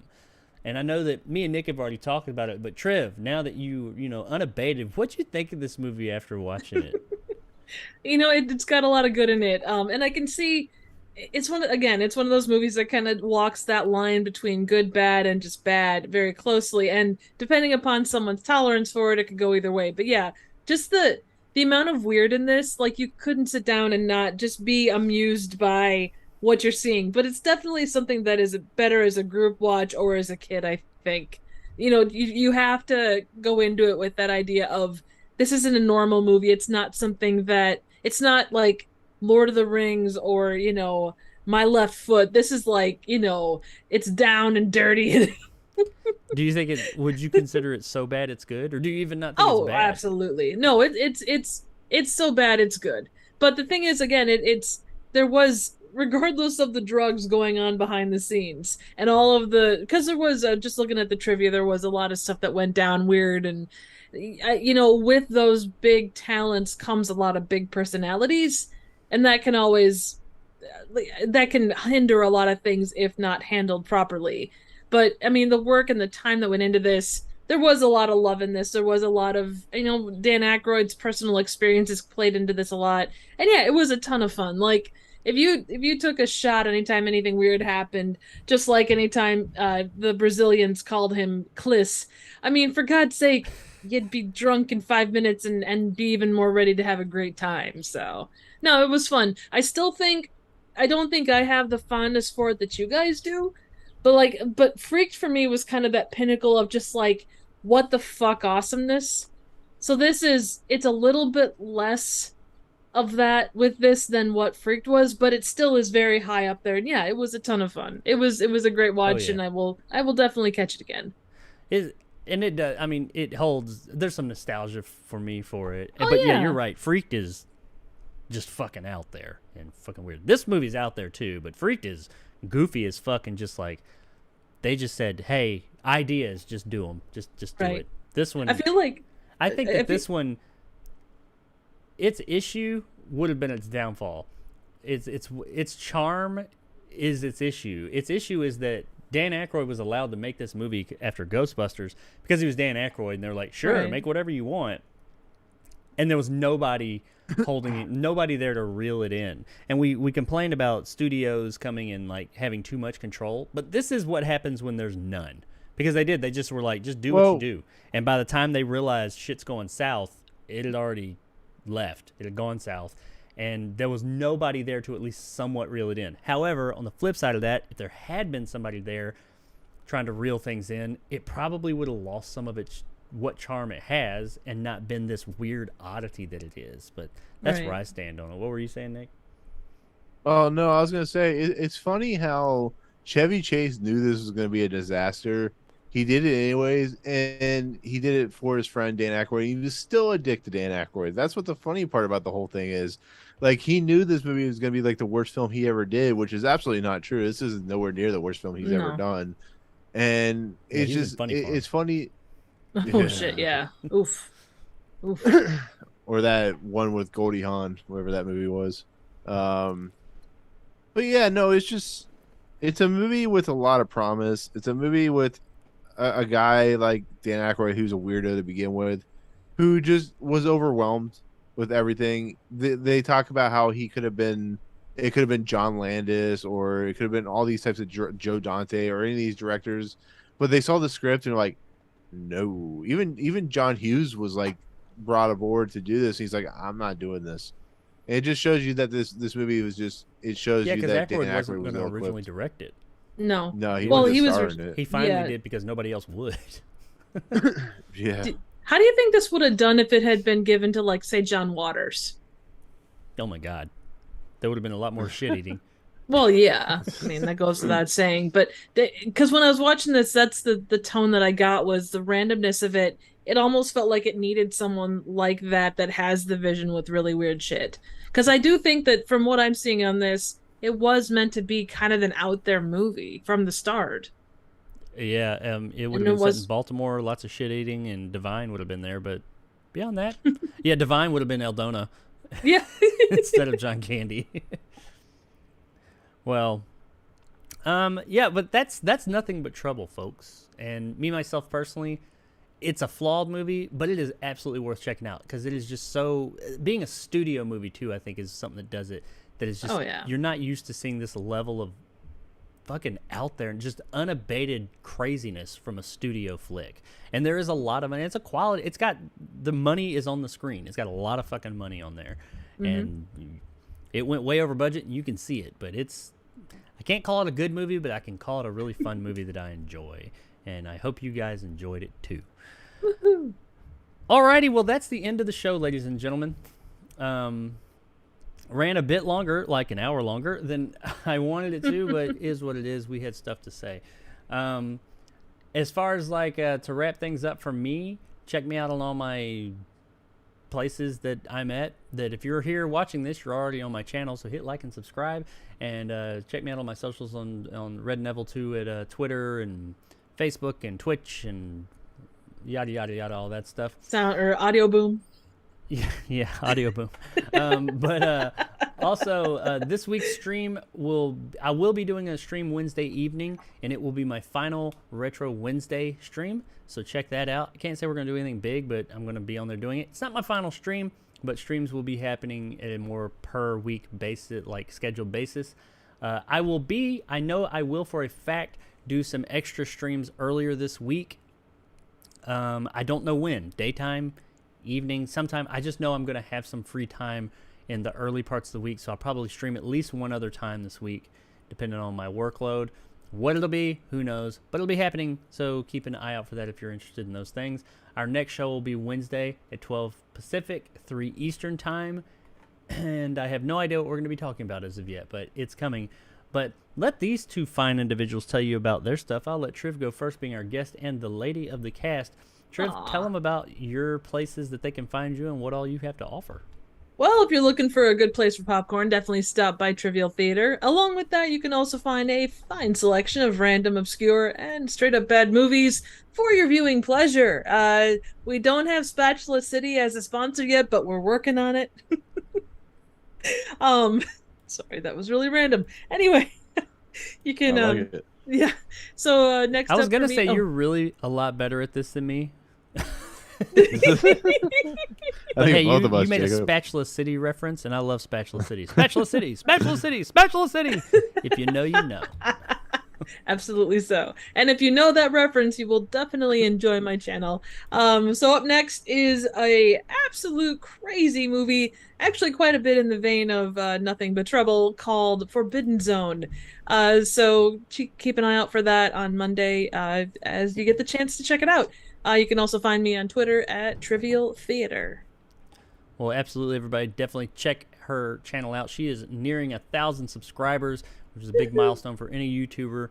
So please go over there and subscribe to Triv's channel and show her your love. How about you, Nick? Where can people find you, and what do you got going on? I got stuff in places, in ways, and things. And there it is, people. He's No, got stuff in ways and places and things. You don't want to know where his striped toy is. Exactly. No, I have a Movie Emporium on Twitter and YouTube and Facebook and all that good stuff. I will be posting tomorrow my season finale discussion of Westworld, as well as these two Yahoos participate in the Fifth Dimension, which we'll post on Monday, which actually turned out to be our shortest episode of our entire run so far. So you can only imagine what we didn't want to talk about with that one.